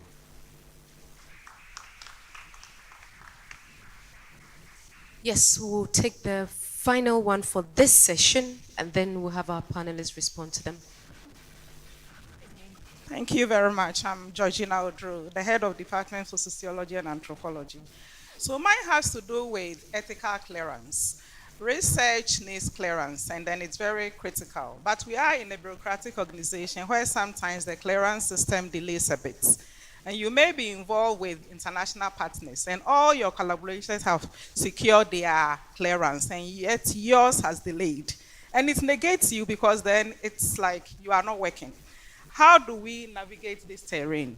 Secondly, you mentioned that when it comes to centers of excellence, the issue of motivation is very important. We are also in a bureaucratic organization where our salaries are pegged. Maybe you have a project where you have extra income, but outside that, how do we also navigate that terrain in terms of motivation? Thank you. Thank you very much. Please let's appreciate all the participants who have brought in their questions so far. Please, when you ask the question, kindly let us know who you are directing the question to. It will help a lot. Prof, I think most of them were directed to you. Prof. Mike, Dennis was going to Okay, so I'll go ahead and so first and foremost, this business of research is a very, very serious business. And I want to make this point that the way you run R&D is not the way you run a department, a traditional department. I'm very, very sorry. I mean, I know I've just handed over as a pro-vice chancellor, and I know that, so if you really want to run this thing as serious as others are doing it, then there's a whole mindset reorientation. The leadership of universities have to reorient themselves to R&D completely. Look, I'll start with the issue of ethics, for example, and then I'll work my way up through to credibility and the other issues. There has to be a whole, within the office of, in your case, is Directorate of Research, Innovation, and of course, consultancy. In our case, we have Office of Grants and Research. The point is that the people you employ there must be employed with a certain vision and mandate that responds to the terrain of R&D. If you're going to bring a senior admin assistant, move the person to principal, move the person to chief, and they are doing this filing, moving things back and forth, and so on and so forth, with all due respect to our colleagues, if you have a researcher who is not paying attention to the research cycle and is just doing things his own way and is not paying attention to the implementation activities and their corresponding cycles, we are doomed. We're in trouble. We're in trouble. So it's not business as usual. Those who work in the ethics, and we have 3 specialized ethics, one for biomedical science, one for humanities and social sciences, one for those in the animal area, and so on and so forth. Then we have an overarching ethics body. Each of the people who is represented in each of these ethics committees must respond according to, look, if you do not have what it takes, don't go there, don't venture. It's not about going to see somebody's budget and envying the person and say, oh, is he going to, and then you sweep the thing under the carpet. It's about not the individual alone, it's about the institutional credibility. And so if you work in ethics, see yourself as research implementation cycle, and this is a very serious business. So to my mind, CEOs, deputy CEOs of the universities should be employing people specialized in administration of research and grants. And they can have a track with a trajectory and promotion in that space. If you add it to the routine, mundane things that we do, please, it will not happen. The sort of things and the transformation we want to see will not have. I'm a radical, so forgive me if I sound a little bit of a radical, but this is how it's supposed to be. You have to have a mindset reorientation, full stop. And that's what we have to do. Because look, he's touched, my brother here, Wolanyo, has touched on the dwindling support to academia. It's not happening. Look, before I left office for 4 months, we had not received our how do you call it? Subvented this thing for salaries. 4 months. So we're using our buffer. Don't say it anywhere. We're using our buffer. 4 months. So if salaries are in jeopardy, you can imagine how you're going to earn your internally generated funds. If that is taken for granted, how do you earn your IGFs? One big way of earning your IGF is through research and development and having a credibility in that space. So please, if we get people in that space, it will address the issue of ethics, it will address the issue of motivation, because the grants will come with specified, let's take this thing serious. If we do, look, in the University of Michigan, 65% of professors, tenured professors, are on research. Indirect costs, 65%. That is what they use. It's just that we are pampered, government pays our salary and so on and so forth. So the average professor, does all these descriptive stuff, and then it ends there. And then, we are not even looking at a space where we want to be transformational and impactful and so on and so forth. But if we were to be looking at this seriously, I tell you, many of the things, the developmental things that we see around will be done through R&D. So that's one. On the credibility, research administration and how it is, please, and I don't know who the next this thing is going to be here, the whole administration of funds there are rules that govern the funds. Please stick by the rules. And if it is from a European Union, there are rules. If it's an NIH, it's rules. If it's from Bill and Melinda Gates Foundation, IDRC, I don't know. All these, they all come with their rules. And it must be on the backdrop of institutional financial rules and administration. But even the government of Ghana knows that funds from research organizations, those rules supersede those of the local population. In other words, when there are issues, if you say you budgeted to pay yourself $3,000 as a PI, and that you are being paid $3,000, and your head of department sees that, oh, you are taking $3,000 when I am the head of department and I am not taking, you are taking, so you are not going to administer the thing. That is where the problems start. When he was writing the grant, where were you? And by the way, when it comes to entrepreneurships, I have never seen how well we do as professors when it comes to entrepreneurships. I have said that when it comes to this whole area of entrepreneurships, let's give it to those who are business people and can do it, and let's do the work of professors. Because you see, ours is to promote the knowledge, generate the knowledge, promote the knowledge, and then if you are able to come with an idea which is a patent and so on, let industry take it up. Let the startups go. Let the multiplication happen with industry. In a typical environment, that is what happens. So when you leave a professor to head an entrepreneurial area, I'm addressing that question on a professor heading that space. What then happens is that it will die. We have a recycling plant. We have changed professor to professor. A certain man came around and wanted to, partner us so that we can do recycling. Now we started doing tissue paper. We're doing plastics recycling. And this is because somebody from industry came, and then we got somebody who has what it takes to do that sort of thing, and now it looks as if it is thriving. My point is that if you leave the average professor, that is not what, ours is go seek the knowledge, general industry, boom. That's why academia, industry, then is very, very helpful.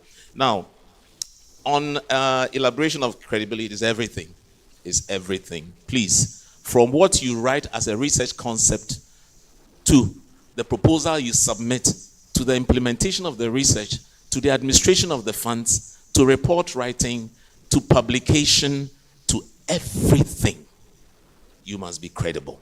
So when I say credibility, I mean every one of those items in that research implementation cycle and process. It's very, very, very key.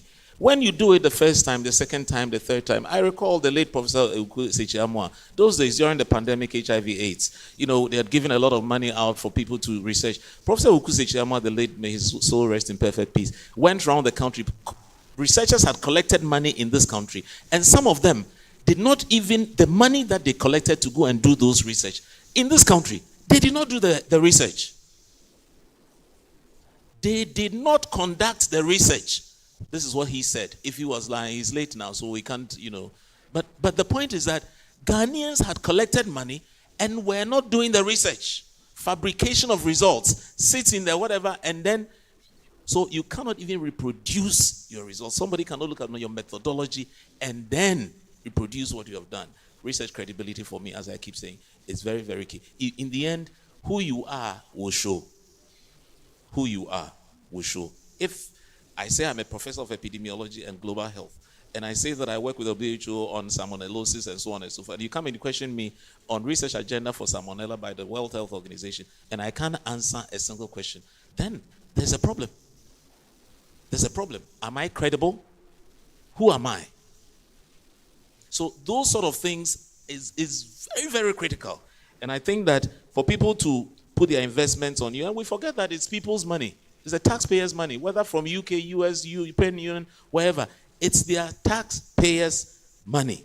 I will end by saying that transparency is key. When you talk about what will be your reaction when your head of is not a professor but must be, and I said here is that not all professors can head an entrepreneurial endeavors. It's like saying that every PhD holder can be a good manager or every PhD holder can be a good teacher. It's not true. It's not true. Many, many first-class PhD holders, terminal degree, who cannot impact knowledge. They can do their own things, but they can't teach. They can, So these sort of things we need to understand, and then it will help us to be able to. So please, if you're a professor and you definitely want to head a center when you did not even conceive the idea, and because you think that there's money there, you should be the one who should be heading the place, and so on and so forth. Then you should have been part of the writing process. You should have been part of the idea generation. If your head of department, if your younger colleague in that same space writes the grant and he comes, if you are vice chancellor, please respect that the intellectual property rests with the younger one who conceived the idea. If indeed he's a mentee of that professor, in that space, then you can manage it politically. But if he's not, and he's come up with that space, please, let's not let this, his senior thing, ruin the whole thing, because the idea is not with him, and therefore sustainability will not be there. After a couple of years, that whole space is dead, and then the center is no more. I think I will end there for my friends to be able to say a bit more. Thank you very much. Let me just highlight a few more. So, Professor Abloti asked about research funds administration. So, just to remind you, and I think Professor Akosu also asked about the role of the African scientists or African researchers in the African Research Collaboration Document. I think those are some of the outstanding questions. And then my friend Hope was asking, we need to invest in infrastructure. He was asking, what infrastructure? If you have computer in your office, is that not an infrastructure? So these are some of the outstanding questions. Thank you. I think the issue of infrastructure definitely was asked, but there was also the issue that came up, aside credibility, the issue of flexibility. But before that, let me highlight, I've been reminded several times in this university, why am I still the director of the center? And that is basically what you have raised. I mean, the intellectual property certainly is in the hands of those who develop the proposal. And that is a mindset change that needs to be known and to be cultivated. Now, on the issue of flexibility, our center, for instance, started very small, as in any other center, using that as an example to highlight the need for flexibility. At the time, 1 person, 2 people, 3 people. Over a period of 10 years, we are now about 55 people, 55 researchers and administrators. So that is a significant growth. However, you see that you started from a very small room, at the same time seeing the growth of the staff. What else can you do with limited infrastructure? The only thing will be for you to adapt and be flexible. So then the mindset change within centers of excellence must be more towards productivity rather than personal, direct involvement, physical involvement, and so on and so forth. So it's very important that the use of digital spaces, talking about infrastructure is not just about physical infrastructure, but use of digital spaces, digital infrastructure, ICT, are all part of the infrastructure we speak about. But essentially also for a center of excellence that is within the scientific domain, it's also important to have some research laboratories. And there it's very important to have infrastructure that also houses research equipment, because you need the laboratories, you need equipment for field research, and so on and so forth.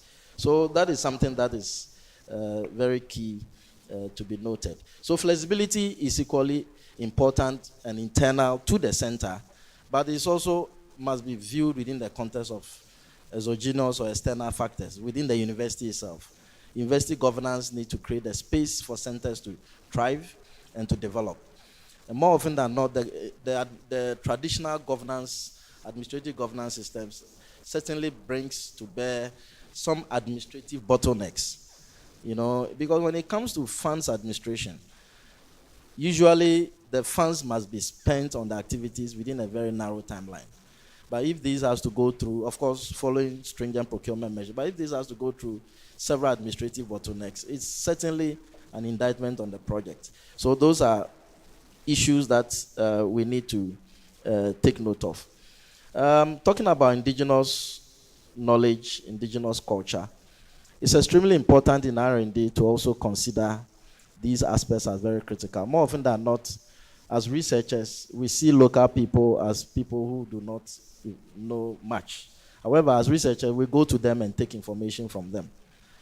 So at the end of the day, they are actually those who hold the knowledge, and so that must be respected at all costs. On the issue of research funding and administration, I think Professor Dabo has said it all. I mean, this comes with rules, and the rules need to be maintained. If universities are faltering in the administration and effective management or use of the rules, then the universities would have to bear the brunt of it.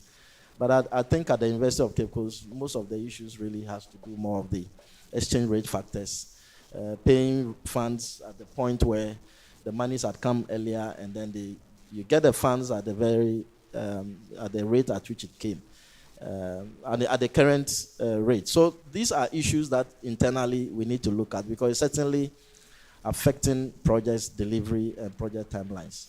So these are my inputs on that aspect. Yeah.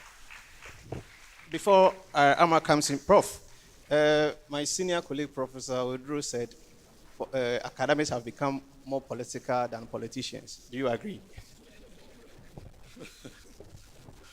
That's a very important point that he has raised. It cast my mind back, and I can see that, during my time, there wasn't that kind of political onrush on the universities. Now they seem to be, so desperate, and everybody is belong to one political wing or another, and that does not really augur well for research. Our job is to do research.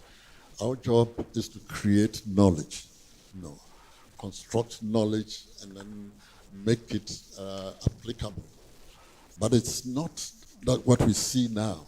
So I agree with him that yes, this is a problem and we need to deal with it. There's no freedom anywhere. And setting up centers of excellence require collaboration. The old system require working in silos. But then this new agenda that we are looking at requires that individuals collaborate with others, within the center of excellence.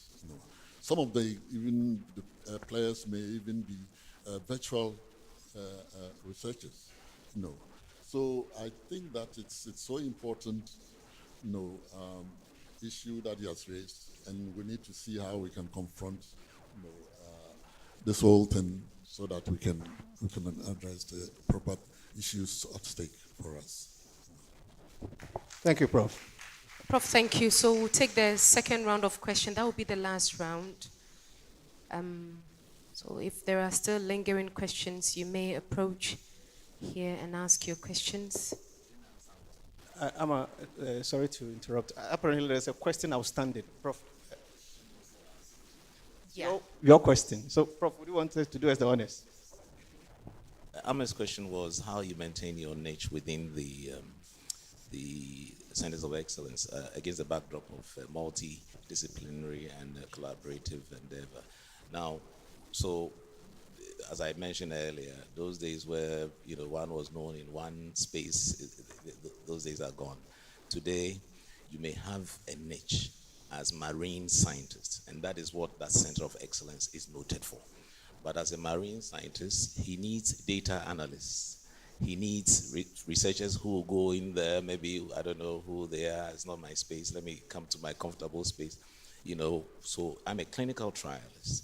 I need epidemiologists, I need global health experts, I need people who are pediatricians, so although we emphasize on sepsis in children, you would come and see a multidisciplinary team working in that space. So the biostatistician will be developing the group. The laboratory biomedical scientist will be developing his or her group, and so on and so forth. But we are known for development of vaccines in children against sepsis. That is our niche, that is our space. But so whatever happens, try and maintain that identity. Because when we're looking for pandemic response and you have what it takes, then you can be called upon because you are noted for. And this is what this whole thing about professorship is about. What do you profess? What is your identity? you are not a professor in a department. You are a professor of something. What do you profess? And so for us, it's cut out for us as professors. It's very easy, and the identity must be maintained within a multidisciplinary approach. I will end by saying that if Gregor Mendel had read Robert Koch, our world of science would have been a better place. Thank you, Professor. Prof, thank you very much. That really seemed like his final statement, but do you still have questions to ask, because we can take the next round? So for optimal lighting for the cameras, we would ask that you come up to the podium. All those with questions, you come up to the podium. Thank you for clapping. Those of you who are clapping, let's clap for them as they mount the podium to ask their questions. Do your best to maintain a very brief, concise line of question, and then the same would go to our esteemed panelists to do their best to ensure that the responses are quite wrapped. Thank you. Thank you very much. I'm Modesta from Department of Classics and Philosophy. So I've learned so much about how to establish a center of excellence, the technicalities and the things you need to note. But I'm asking this from as a person in the arts. When you look at all the centers of excellence and most of the conversations that you've been having, they center mainly on science and a little bit closer to the humanities, the social science. Those of us in the art, because of course our subject matter are usually things that are not visible. So can you help us to think about ways that we can generate or create ideas that will be viable for establishing centers of excellence? Because we are left behind.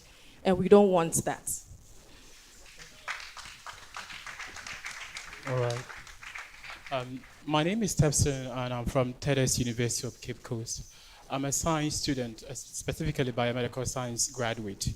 And growing up, I have been studying science, and I've seen everywhere you go in science, you have a Nobel laureate that you can study their lifestyle and see their discoveries.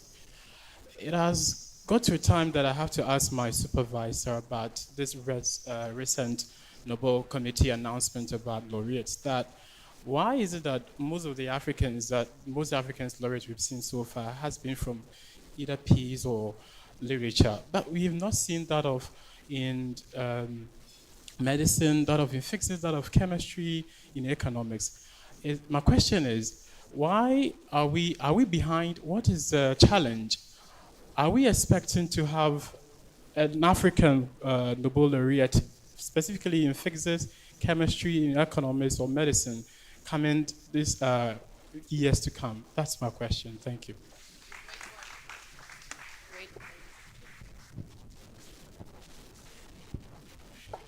Good afternoon, and thanks for the wonderful discussion. My name is Enyam Moni, School of Optometry and Vision Science.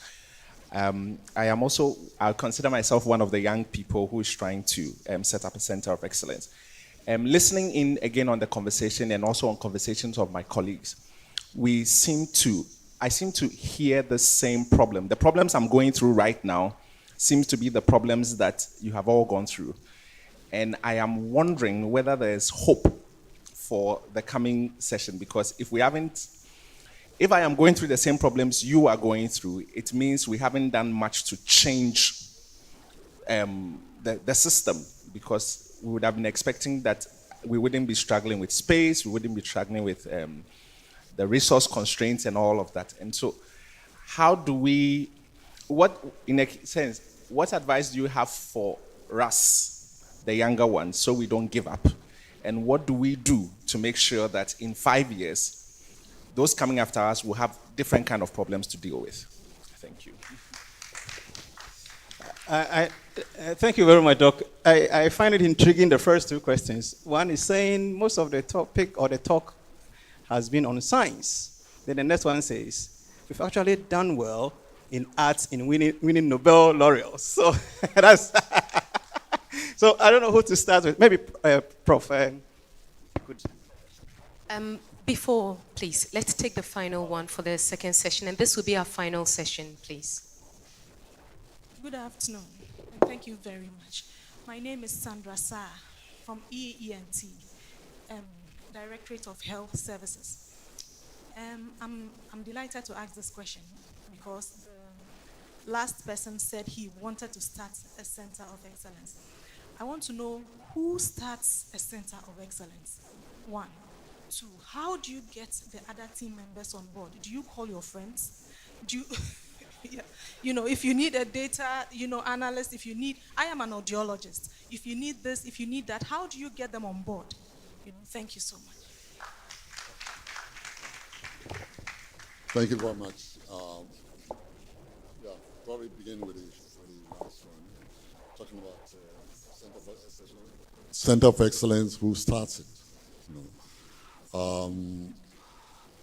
I think it all depends upon where you start from. I started a Center of Excellence at the University of Education, Winneba, called SACOST, Center for School and Community Science and Technology Studies, with support from Rockefeller Foundation and Norwegia Foundation.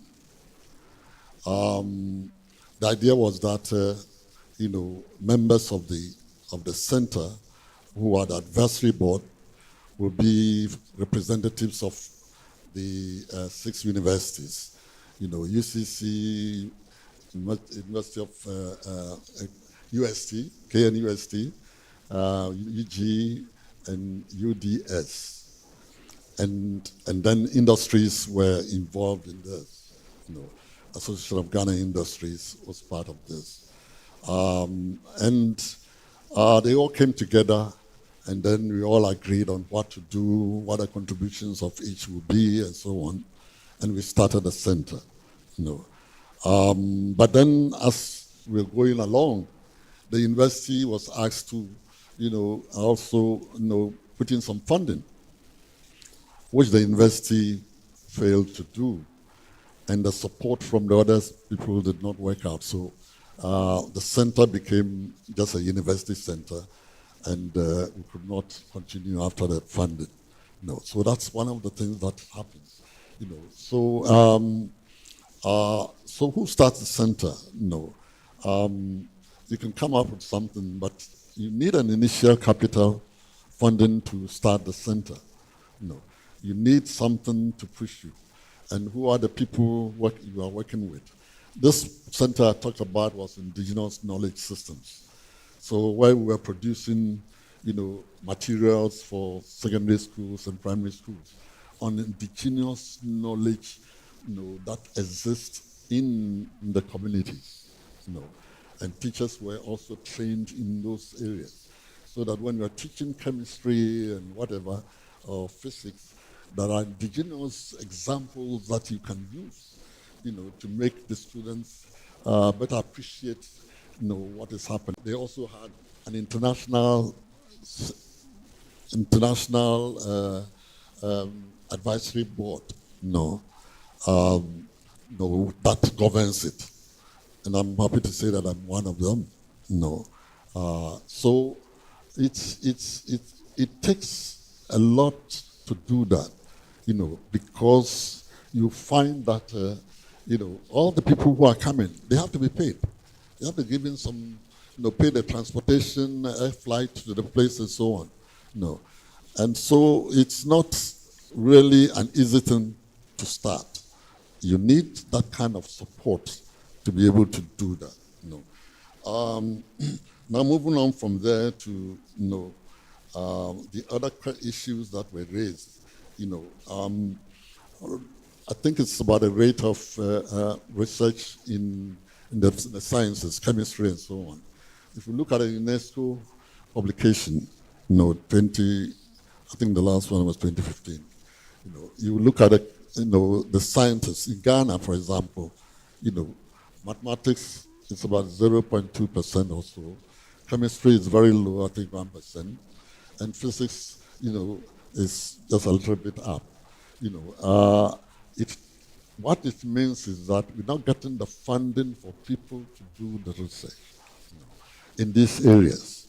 If you don't provide the necessary resources for research to be done in these areas, you will find this kind of, a situation happening. And I think we need to emphasize this in in our communication with the government. If we have people who can do it, but then they don't have the funding, they will just do ordinary things and that's it. It will not be something that will be projected internationally. So that's the other one is about how do you bring social studies. I think we have Social Studies Council in East Africa and so on. But I think when we're talking about multiple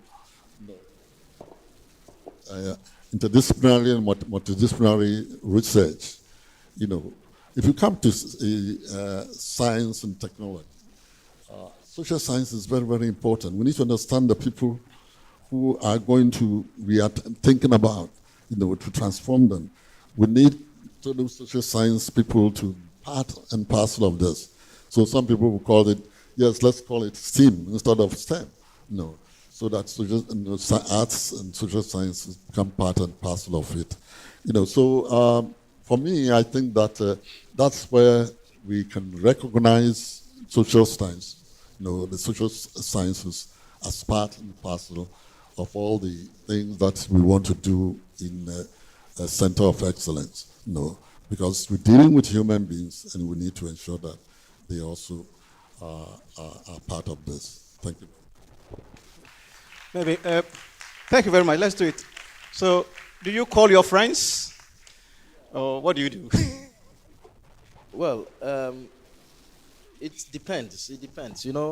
Creation of centers of excellence can happen through various mechanisms or ways.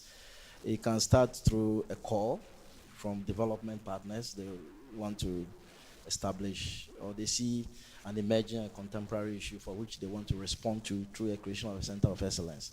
It can also be initiated by an institution or by a government agency because of the challenges they face in the sector. It can also be initiated by a group of people or even an individual. So there is no single way or one way by which a center of excellence can be. So you can look at, if you're interested in a center of excellence, you can be looking out for calls. Usually the World Bank, USAID, Danida, they put out these calls. Even the African Union, they do that. So you can just look out for that. But in the absence of that, if you are eager and you have an idea on a contemporary or even an emerging issue, you can decide to put a proposal together to have that set up. But that also means that you need to convince your department, your college, you need to go through the process, and have it. Our center started something like that. We envisioned the establishment of a center some years back. A group of us came together. We wrote a proposal. We had to take it through the academic planning, and we got it established. And then we responded to a call for the creation of a center of excellence. But at the time we started that initiative, we had a vision to become a center of excellence. So it can also start in that way. On the issue of the arts, and nothing on the arts, we are very sorry about that because of our backgrounds. But essentially, you can also establish a center of excellence looking at what is really contemporary or what you envision to be a critical issue into the future. And you can respond to that emerging issue by creating a center of excellence as a response to that expected situation. So in the field of arts, you need to look around, especially it must also be based on your field. Currently, there are a lot of ethical issues in research, which I think we need the arts people and the social science people. The emergence of artificial intelligence is also one. There are so many ethical issues and issues that do not lie within the domain of science, but also other sectors that we look at. So you need to look into that as a way of getting that done. I think these are some of the issues that I captured. Prof. Dabo, I will let you, yes, let's do it for Prof. I will let Prof. Dabo complete for us. My friend, Dr. Moni, is a worried man. Yes, so if he is now facing the same challenges that you faced, that means we have not made progress. Could you help him, please? Dr. Moni, they are old fools and they keep rearing off their ugly heads. Sorry, the impression is being created as if we haven't made any gains. It's not true that we haven't made any gains. It's just that the pace is too slow for some of us, that we think that leadership must be confronted with that so that the pace can be, as it were, escalated. And so my advice to you, my colleague and friend, is that keep doing the things that you're doing. Don't get tired. Excellence doesn't hide. You can't hide excellence. Those of you who read the scriptures, Jesus once said that nobody lights a candle and then puts it under a bushel. If you have excellence, it shows. It will show. It's a question of time. It will show. And so keep doing what you're doing, and in due course, in due season, when they're looking for the person who does that in that space, your name will be called upon. Even if you don't have external funding, the one who is leading a team lead or head of department or provost or whatever might look you up and say, you are the person that we want you to. Years ago, the late Professor Andam, my vice chancellor, was a very young lecturer in the department. And I used to stay there until 7 p.m. It's been my, so even as Pro-Vice Chancellor, I'll leave office after 8 and so on. But the point is that at one such evening, I got a call. I didn't realize it was coming from the Vice Chancellor. Dr. Dabo, I would like to see you tomorrow morning in my office. I went. Apparently, he had heard that my focus at the time was on TB, pulmonary tuberculosis. And so the Vice Chancellor wanted me to go and represent Kwame Nkrumah. In those days it was USC, at University of Oxford at a tuberculosis conference. I don't know how he got to know, but he got to know. The point is that research excellence will not hide. Keep doing it and don't get frustrated. Thank you very much. Distinguished ladies and gentlemen, with a round of applause, let's appreciate our esteemed panelists for this afternoon's enlightenment on the very areas of their specialization. We've been listening to Professor Joseph Mensah, former Vice Chancellor, University of Education, Winneba. We've been listening to Professor Ellis Owusu-Dabo, former Pro-Vice Chancellor, KNUST, and Professor Dennis Walanyo Aheto, the Director, ACICO, UCC. This session was moderated by Professor Michael Osei-Edu, Soil Science Department, University of Cape Coast. Distinguished ladies and gentlemen, once again, as they take their seat, please, with a hand of applause. A hand of applause, let's appreciate them for their insightful knowledge. It's my pleasure to do just about a 30 seconds recap. They've spoken about the importance of interdisciplinary collaboration and strategic partnerships. The presentation also touched on diversified funding models, including private-public partnerships and international collaboration. One of the takeaways that I really wouldn't want you to forget, or us, is the individual data institutional credibility. And then approaching the negotiating table with the mindset that you are bringing value, and so you dictate the terms and you dictate the pace. And I believe as we are live, one of the areas that policymakers would also love to take note here is the governance structures at the national level, so that at every point in time, we'll not be going to the global north for support. Distinguished panelists, thank you very much. If we can quickly clear up this place whilst I do this acknowledgement, because there are presentations to be made. Madam Eunice, if your team can quickly help me do this here. The camera would have the concentration on me as we do this, then quickly we do these presentations. It's my pleasure to acknowledge some of the dignitaries that have joined us here. Some, not all. As the protocol has already established, we have with us the former Vice Chancellor of the University of Cape Coast, Professor Joseph Gate Ampia. Please let's appreciate his presence. We also have the former Pro-Vice Chancellor of the University of Cape Coast, Professor George K.T. Odro.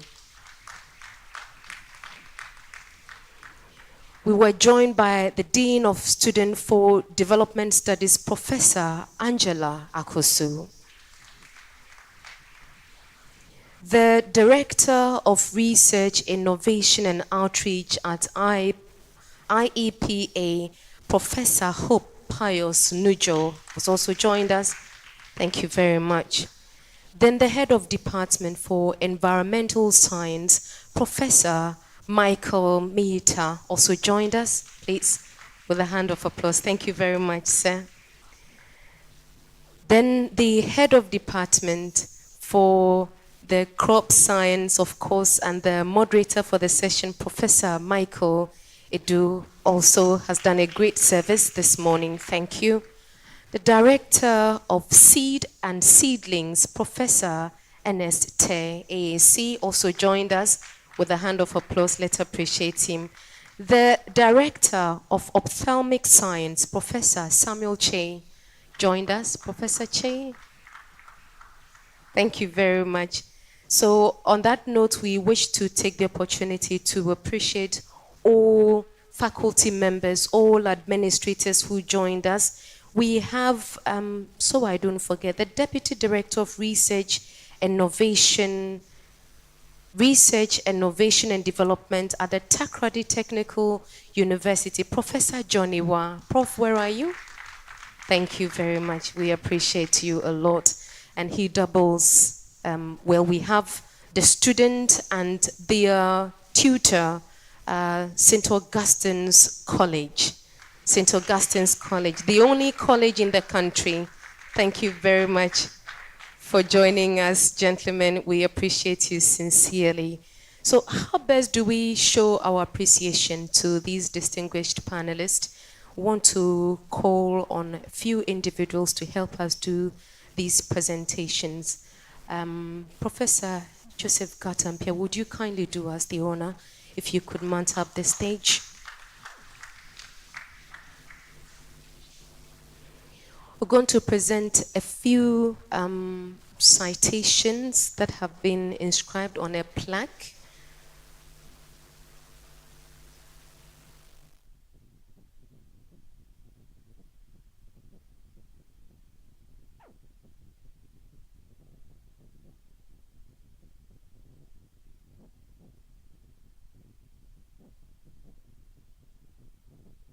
So this presentation is going to Professor Jofus Anamoah Mensah.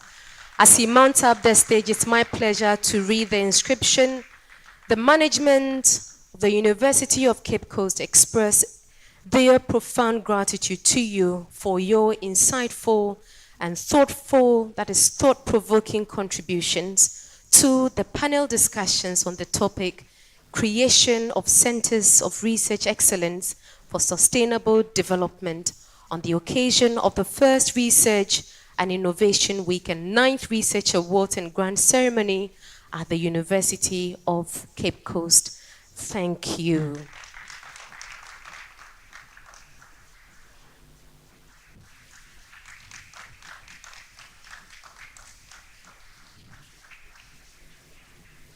Thank you very much, Professor. Professors, thank you. Prof, thank you very much. It's my pleasure to call on Professor Rosemond Bohene to do this presentation. Kindly, Ma'am.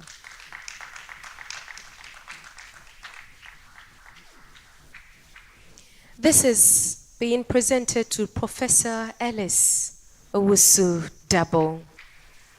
Professor Owusu-Dabo, the management of the University of Cape Coast express their profound gratitude to you for your insightful and thought-provoking contributions to the panel discussions on the topic, Creation of Centers of Research Excellence for Sustainable Development, on the occasion of the first Research and Innovation Week and 9th Research Award and Grant Ceremony at the University of Cape Coast. Thank you, sir.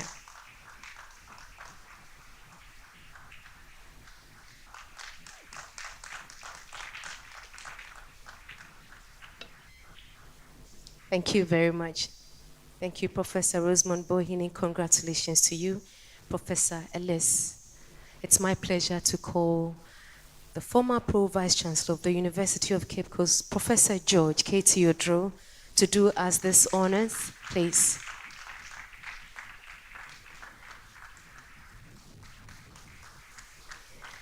This is presented to Professor Dennis Walanyo Aheto. Professor Aheto says, thank you very much. Even before I read the inscription, he says, thank you very much. And Professor Odro is already greeting her. Professor Dennis Walanyo Aheto, the management of the University of Cape Coast express their profound gratitude to you for your insightful and thought-provoking contributions to the panel discussions on the topic creation of centers of research excellence for sustainable development on the occasion of the first Research and Innovation Week and 9th Research Awards and Grant Ceremony at the University of Cape Coast. Thank you.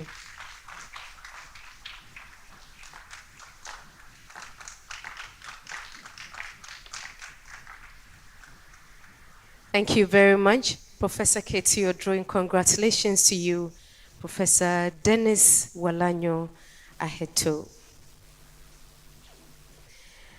We have Professor Georgina Odro here. Please, I am acknowledging her specially.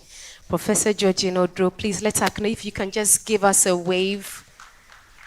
You don't like that, but I have done exactly what you don't like. Thank you. Thank you very much for joining us. So on this note, before the final remarks are delivered, we wish to acknowledge all UCC associate professors who joined us today, all senior lecturers, all lecturers and students. We are amazed at the level of attendance we had this morning. It began like raindrops. We thought you were not coming, so clap for yourself, please. All of you, clap for yourself, and we sincerely appreciate your presence. Thank you. We will take the chairperson's concluding remarks, Professor Rosemond Abwajua Bohine, with a hand of applause, please.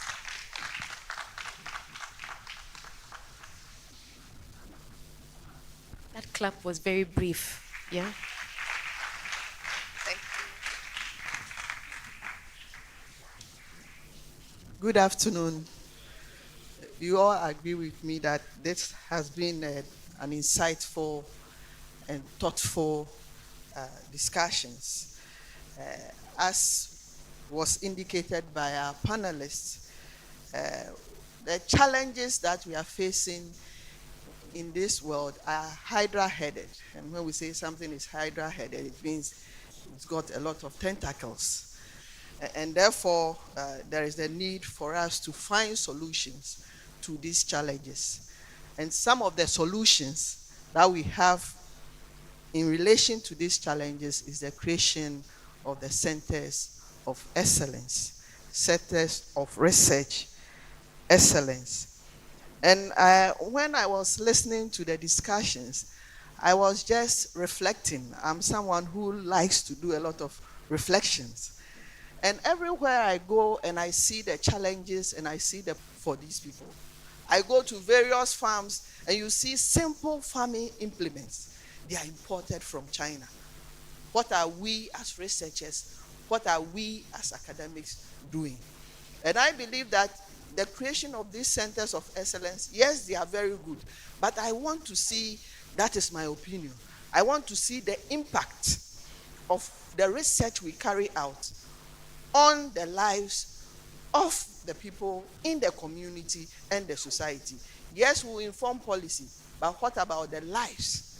Because we are saying that it is context specific. We are doing what the people want, but what do we want in our context? And usually, I tell myself, our farmers, yes, they need a combined harvesters, very big machines, but if they can't afford, as academics, engineers, can we get them simple implements they can afford, but at the same time they can do their farming in the most effective and efficient ways. So as we look at these centers of research excellence, they are very good. But let us also look at the impact on the society and also how we inform policy. And to be able to do this, we've already mentioned the things we need: resources, funding. And I always say that there is no free lunch anywhere. Even if you go to Freetown, Sierra Leone, and you buy lunch, you have to pay. So if we always go to people and ask, we are saying that you gives the piper or calls the piper, would give you the tune. We also have to learn to invest ourselves. We have to invest in research. If you go to South Africa, they have the National Research Foundation. If you get the opportunity to go to Israel, you will see that they use a lot of their GDP in research. That's why they can develop the iron domes and all those things. Even if you go to US, I was looking at a documentary on the US military, and they have secured about 3,000 hectares of land. And they are doing research in various areas: biological weapons, engineering. What are we doing as a country? Are we always going to look at people to come and help us from outside, or are we also going to do it ourselves? And I believe that whilst we are creating these centers of research excellence and we are looking at sustainability, let us look at how we can also generate resources from within, so that if we don't get resources from those out there, we'll be able to do it ourselves. Thank you all very much for coming, and I hope that what I've given you is also going to be a reflection. Let us think of being independent than always depending on other people to help us. Thank you.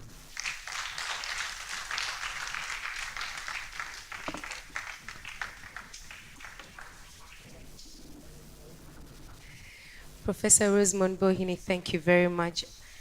So Professor Heto, you remember a couple of years ago, the first fisheries conference in Accra.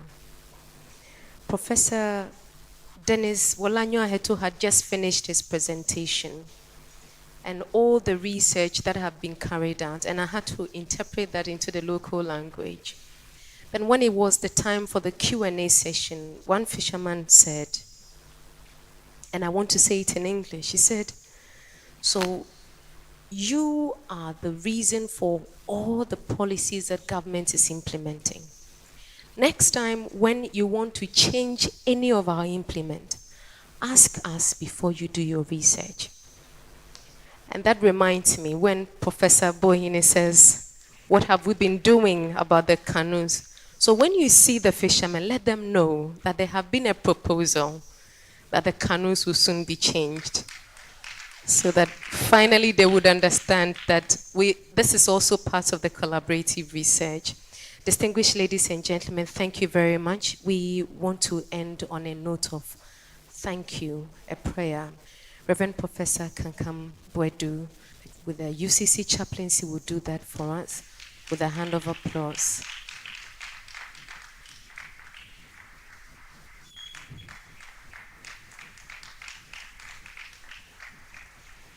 Professor Kankam Bwedu and myself were the first to be here, and so I'm here with the Association of African Universities Television, AUTV.